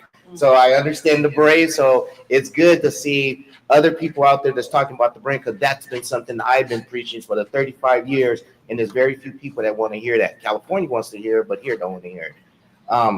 continue to stay unified. Like Dr. Butt said, we're not saying leave a system, but how can you improve and make that system better? But know that you do have options and be smart on those options. I'm actually going to be on the news in about 2 weeks, and I'm explaining a lot of the questions that were here in regards to ESA, of why that money is sitting there, because that's the one thing no one's talking about. They know all this money, but they're not explaining the truly what's happening behind the scenes of it. And so I am actually going to break that down and explain it. But like I said, it's an honor being here. Appreciate all my family around here. Remember, vote for Dr. Stephanie Neal Jr. And also you go. Good plug, sir. All right. Gosh, so many things to say, but one of the things I did want to say is, yes, the educational system is another economic system, right? It's all about economics, and so how do we make it work for us? I am definitely not a proponent of ESA misuse, which is a lot of misuse. There was a lack of oversight, which has created this huge bubble. I'm so glad you were able to use it for you. Yes. And of course, whenever we start getting hit to the program, then they want to change the rules. So I would like to see, we can all do something. I, again, am passionate about literacy, so I work and have discovered some new Black authors. It's very important to me. I want to make sure that we support that and think about literacy, and that's how we transmit our values, our morals, our history. It is our responsibility, right? And so I would like to see us strategize. We have people running for office. You may not agree with politics, but this world is about politics, and they make it work for them. We need to strategize and support one another, and see how we can support so that they can be successful. What happens so often, people come here, we welcome them and we get the photo ops, and then they're not anywhere to be found. What happened? They left. It was hard to navigate. They came against so much racism and opposition, and they just leave quietly. We cannot allow that to happen. We need to be showing up for each other on the regular basis. So I would like to see this go further in terms of strategy, in terms of who's running for office. How can we support? We need to be on these school boards because they do make the decisions. You don't have to have experience. It's the only board in the country where you don't have to be in that field. Any other board, you have to be in that field if you're on the medical board, those types of things. So let's think about what is the strategy moving forward. We're not going to progress if we continue to just meet, leave, and be like, oh, that was good, that was it. It has to continue on. And I appreciate everybody that was in this room. And I look forward to seeing you out in the community. Yeah, this should be 3 hours. Like really, 3 hours. It could. Okay, you know what, everybody, thank you all for coming. There are so many things that we all could have been doing this Saturday morning, but we have chosen to be here because this is important. The education of our children and of ourselves is important. And so I am on the home front, and I believe that a lot of things can be handled and should be handled in the home. And so I am coming from that headspace, right? Read to your children, and if you can't read to them, you let them read to you. Exactly. While you're cooking, take your book out, read for me 15, 20 minutes, and let's talk about what you read. What was this new word you and let them read to you so that they can engage you and you can engage them. A lot of things and challenges that we face as a community, I firmly believe can be handled if we handle our household. And that's my 2 cents on that. Love it. Thank you very much. One last thing, career technical ed that I did not speak about. There are so many other opportunities. We know that students going to college is on the decline. There are so many opportunities that they can get certifications. They can go Maricopa Community College District. They can go and take 1, 2, or 3 classes and be certified. TSMC, the Taiwan Semiconductor Manufacturing, they need 6,000 workers. 1,000. And are our students ready? Do they have the skill set? They can get the skill set. There's so many programs. Please, there's more than one pathway. College was an economic way to make money. Really, lots of people are getting laid off, and they have PhDs, MED, all those Ds and As and all those. Please look at the options of credentials. They can get credentialed in welding, construction, manufacturing. That's where the jobs are here in this city. It doesn't cost a lot of it. They can get the money to go and scholarship for free. So please, let's think about all the options. There are more than one. Okay, so what I'm going to do is, because we have a few people who want to speak, in respect of Brother Holly, I'm going to have you say your closing words. But I am here. I would say, because we still have a lot of energy, people still want to have say things. The floor is open afterwards, right? I have time, kind of. Yes, and so so after we have Minister Abdul Halim speak. Those who want to stick around, please, let's stick around. Let's talk. You don't have to leave. There's a lot of passion and energy in the room. There's a lot of more stuff that we need to discuss. Let's have at it. All right. And Grassroots is just next door. So you're welcome. Please, welcome to the floor. So Student Minister Abdul Halim devoted 40 years to the mission of the Honorable Elijah Muhammad leadership. 1997 to 2004, served as the Nation of Islam chaplain for the New York City Department, known for scholarship, discipline, warmth, and he leads a number 32 mosque, 32. Yeah, I got it. Number 32 mosque here in South Phoenix. Welcome. Thank you. In the name of Allah God, the beneficent, the merciful, the revealer of all truths, and the sender of all prophets, we thank him for his intervention in the affairs of the human family. We're grateful to him for Moses and the Torah, Jesus and the Gospel, and for Muhammad and the Quran. Peace be upon all these worthy servants of Almighty God. But I am a student of the Honorable Elijah Muhammad and the Honorable Minister Farrakhan, and I wouldn't know the relevance of the Torah, the Gospel, or the Quran were it not for these two men in my life and in the life of many others. And if Jesus were here and he walked through that door, he wouldn't say hi. Wouldn't say what's up, but the scholars say that he spoke Hebrew, Arabic, and Aramaic. So in Hebrew, he would say Shalom Aleichem, and in Arabic or Aramaic, he would say Assalamu Alaikum. But since we all speak English, kind of.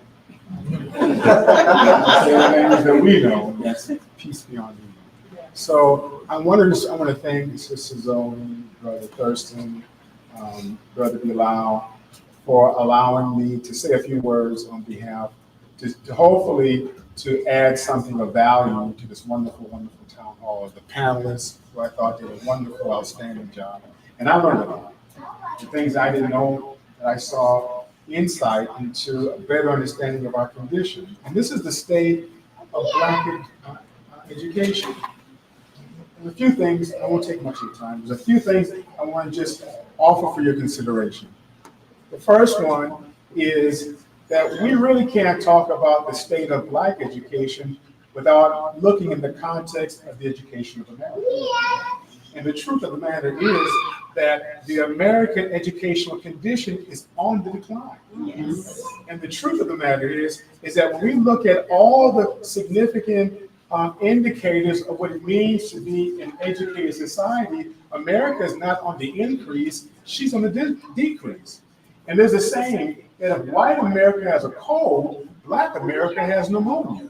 Right. So if illiteracy is declining in general in society, if the school systems are unraveling and are becoming not places where people learn, but these are becoming almost like jailhouses in the schools. I went to a school, I was in New York State a couple of weeks ago, and one of the best performing is in Rochester.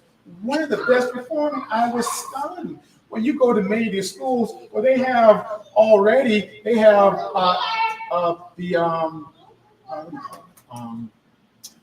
the protectors, the metal detectors inside the school for weapons.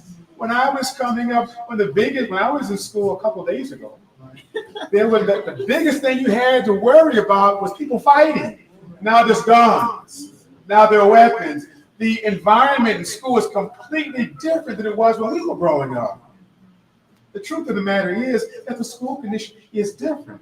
Well, what does it mean to be educated? Education comes from two Latin words, educare. A means out, and ducere means to draw out. So what it means to be educated does not mean that the student before you is some empty vessel and the teacher has all the wisdom, all the knowledge, and that child comes as a blank slate. That's not what true education is. True education means there's a recognition. That student before me has gifts, has talents, has their own divine innate capacity. And as an educator, my job is to bring it out. My job is to draw it out. That's what a true educator does. A true educator recognizes. And I'm going to bring them out of darkness into light, out of ignorance into knowledge, out of weakness into strength. That's what an educator does. But see, how do you see that student before you? How do you see that individual before you? See, the reality is that the Honorable Elijah told us that if a people won't treat you right, they're not going to teach you right. And they're not going to teach you right.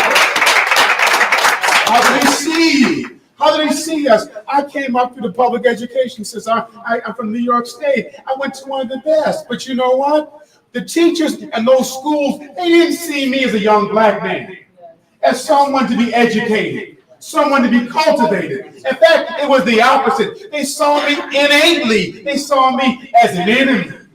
And consequently, I wanted to be an architect.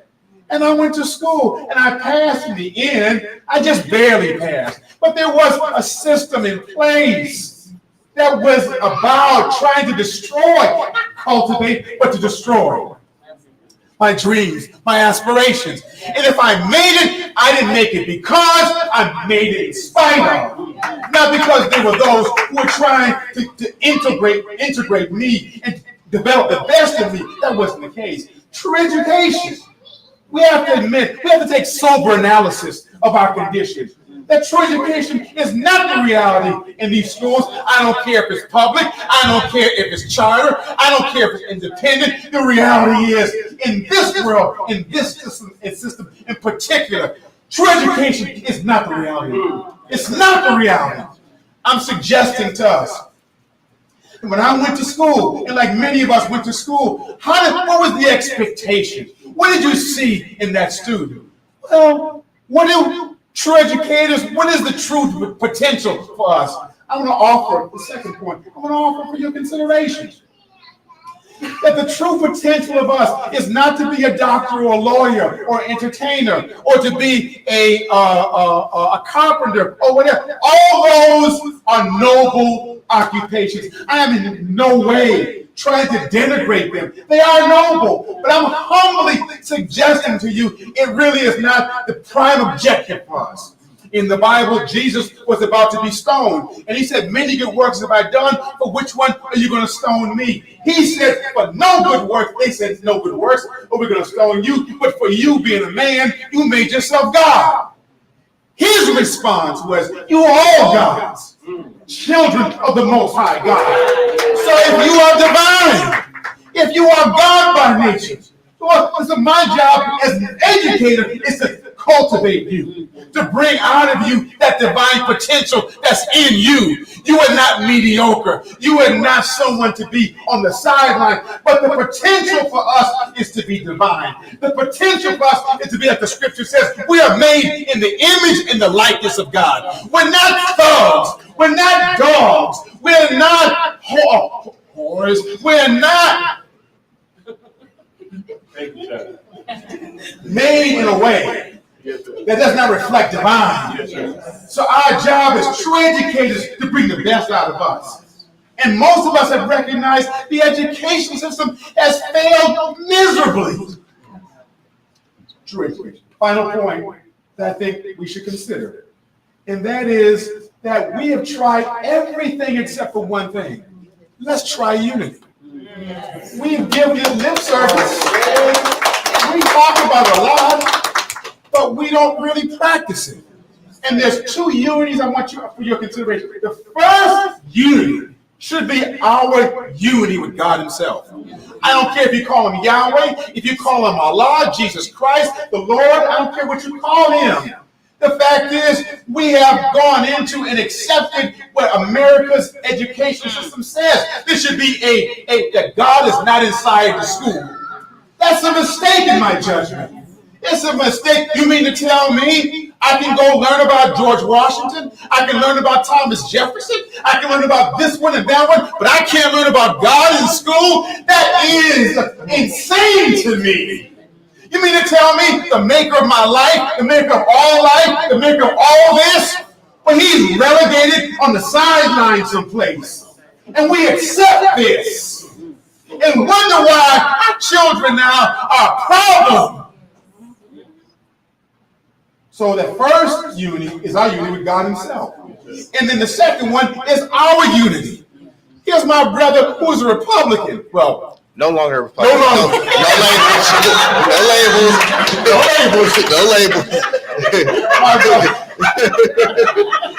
My brother who used to be a Republican. My brother who's a Democrat. You mean tell me that we can't unite?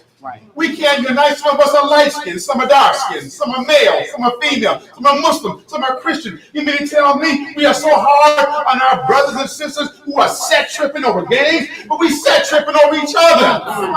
You mean to tell me some of us live on the West Coast, some live on the East Coast? You mean to tell me some of us have long hair, some of us have bald head, and we can't get together and to unite over madness? And our babies they're afflicted by our unwillingness to do something for ourselves, our unwillingness to pool our resources and to come together. So what we need is to try something we've never tried really as a people, and that's to unite as a people, to pool our resources and to do something for ourselves. I'm not suggesting there can't be some good that comes out of the public school system. Our babies are there. I'm not suggesting we can't have charter schools or private schools of good. Of course, there's some value in that. But the one thing we've never really tried is to create something on our own and to do something for ourselves. We've never really tried that. Again, lip service, but lip service means nothing. Final point. My teacher, the Honorable Mr. Farrakhan, gave me a very profound lesson I want to share with you. He said, whoever controls the diameter of your knowledge controls the circumference of your behavior. So who's been controlling our knowledge? Who's been given to us? You know why we set tripping? You know why we can't get together? Who's been teaching us? So all of a sudden, who taught us that that's my enemy? Or you're my enemy? Someone taught us this, and we agreed with it, and we believed it. So in the Bible, Jesus said, not Jesus, but in the Bible, it says like this: my people are destroyed for the lack of knowledge. We don't know. Ignorance is pervasive. And so consequently, if we're going to make a change, it first starts with us. So my sister says we should read to our children 20 minutes a day. That's a wonderful idea. Read. We should try it one day. All the time we put on social media. All the time we do other things. And if we do read, there's a kind of criteria that we use. So, okay, I want you to read this book. Okay, I'll read it. How many pages? I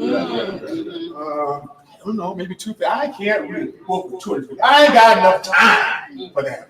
Well, what kind of example are we giving to our children? What kind of example are we giving to others? So we have to be the change we want others to become. We have to first start with ourselves. And when we make a commitment, a real commitment to education, because like my sister said, see, the real education doesn't start in school, it starts first in the home. If there's not the kind of environment for the love of knowledge, if there's not the kind of environment in the home for reading and for learning, and the first, if you want to be a good teacher, you got to be a good student. Yes. The Prophet Muhammad said like this. He said it like this. He said, one learned scholar is harder on the devil than 1,000 ignorant worshipers. So people who give lip profession but don't have any commitment to learn, then how effective can we be? How effective can we be in changing the reality? I'm going to close with this thought. And to my brothers in politics, my sisters in politics, You're gonna get upset with me. I don't care. I have no commitment to the Democratic Party. None. I have no commitment to the Republican Party. None.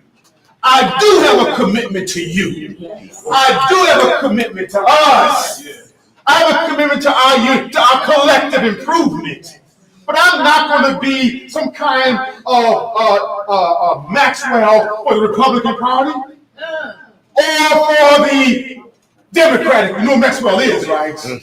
That runner for Epstein, where she was there trying to groom these young girls. I'm not going to be that for politics. But what I will be is an unbiased, I will be an uncompromising advocate for our unity. I will do that. I will fight, kill, and die for us. I will do that. And that should be the kind of spirit for every one of us. And we should be bone of each other's bone and flesh of each other's flesh. And we see each other as family. So your demise is my demise. Your exaltation is my exaltation. I'm not bound by envy and jealousy. I celebrate your accomplishment and your achievements. If we are like that, there's nothing we can't do. If that's the spirit among us, there's nothing impossible among us. We're one people, one God. We have one God, one faith, and there's one baptism. The change, we can make that change. So I thank you, Sister Zoe. I thank you all, and may God continue to bless you. Assalamu alaikum.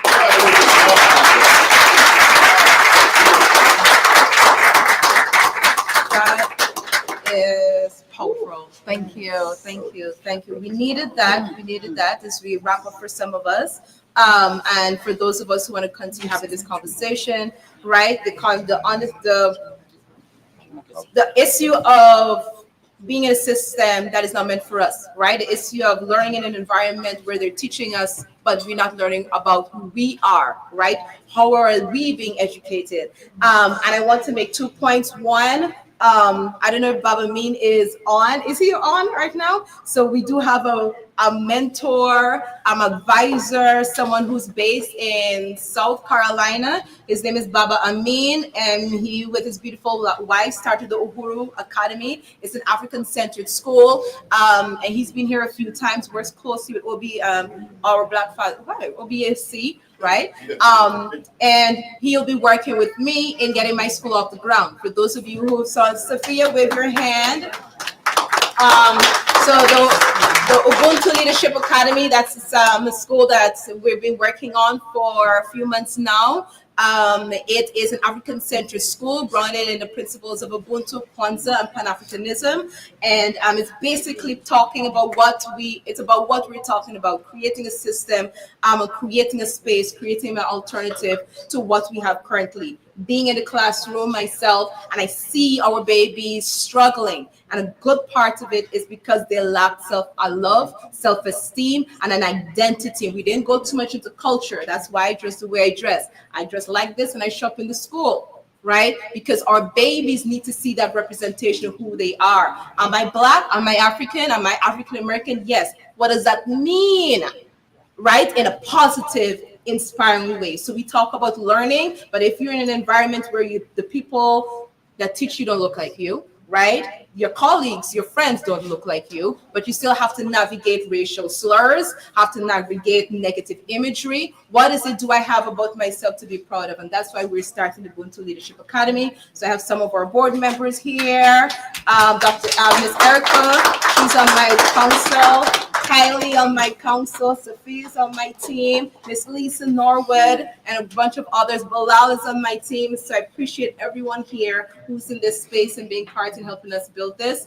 For those of you who are ready to and would like to leave, it's up to you, but this is our closing officially. But I would like for us, if you're able to, for us to continue having that conversation. I know there are a few others who really want to speak. And there are 2 things. I hate leaving a space without action items. strategies, something to walk away from. I love the about policy making. If we can follow up with having a group of people who are interested in that level, right? Of what are the policies that we really need to pay attention to? What are the policies that we need to work on or propose to ensure that we get the kind of impact that we need? Because some of us will be a part of the system. It is what it is, not me. There are others like myself who choose to be outside of the system. And there's work for us to do on the outside also. And so we can talk about that. Yes, sir. I just want to say follow the Instagram page, opfc.az. Yes. And the YouTube channel, Our Black Fathers Committee. If anybody want to run this back, you can watch it. We've been streaming it live. Shout out to my brother Nick. Brother, yes. Doing a good job. Thank you. Media for us. So yeah, this is something I'm gonna watch it again, and I'm sure y'all gonna want to as well. So Our Black Fathers Committee on YouTube. Thank you.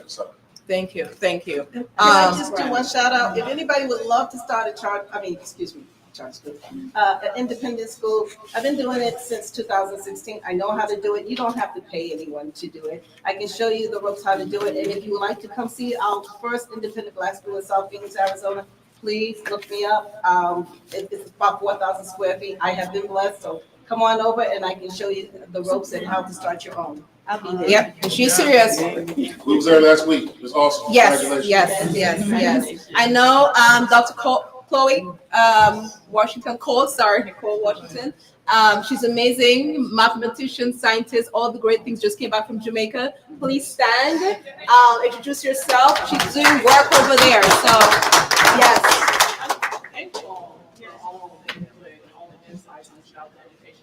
I've only lived out here in Arizona for 3 years now, but I grew up on the south side of Atlanta. Went to all Black schools my entire life. My first degree in life was when I got my first degree in mathematics at Georgia Institute of Technology. 6% Black, and I kept hearing them say all the time that Black kids don't do well, but I went to school K through 12. We were all global. There are other folks who went to school to be a scientist, a mathematician, or anything else. That was my first time ever really hearing that narrative when I was 18 years old. So I know I went through the world with a lot of privilege, given where I grew up and seeing Black folks everywhere, succeeding in so many places, and not just for the job, who actually enjoy learning and want to be part of education for the fact of learning what it means to be in this world. I want to share that anyone here, if you work with an independent school, if you have students, say I am a mathematician, I also work at NASA in the Space Science Education Department. I am a true nerd. I'm proud of it, and I love being that in my community as well. So I love doing math. I love doing science. So if you are looking for somebody to do tutoring, work with groups of students, I'm all the way there. I'm actually interested in figuring out how to be a ESA tutor as well. That's the space I would like to be in, because I'm also just not with public schools. That's why I'm not a K-12 teacher, as much as I love education. My doctorate is in math education. The first two was just math, and I was like, I can't just do math for the sake of math. This isn't entertaining, this isn't fun, this doesn't mean nothing. But going into education, actually learning with kids and adults, is what made a difference.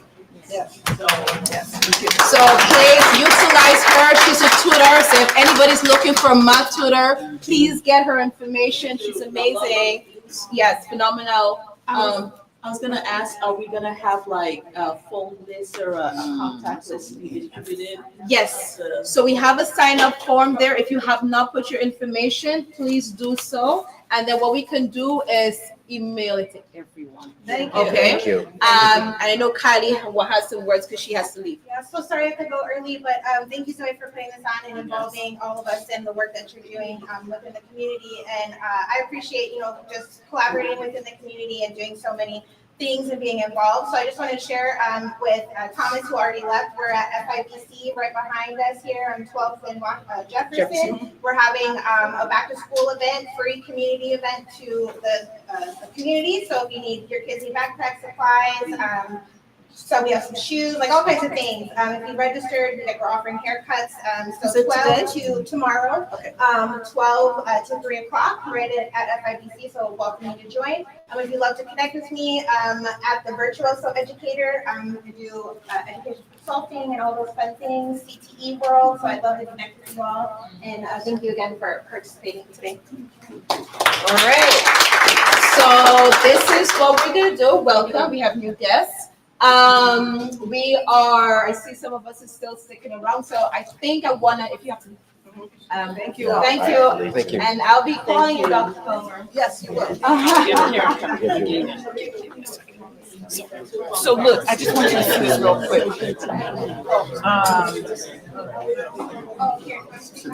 Yes, thank you. No, thank you for your work. Yes, very powerful. Can I get a picture with you real quick? Hey, step it. I just want you to see Thank you that. so much.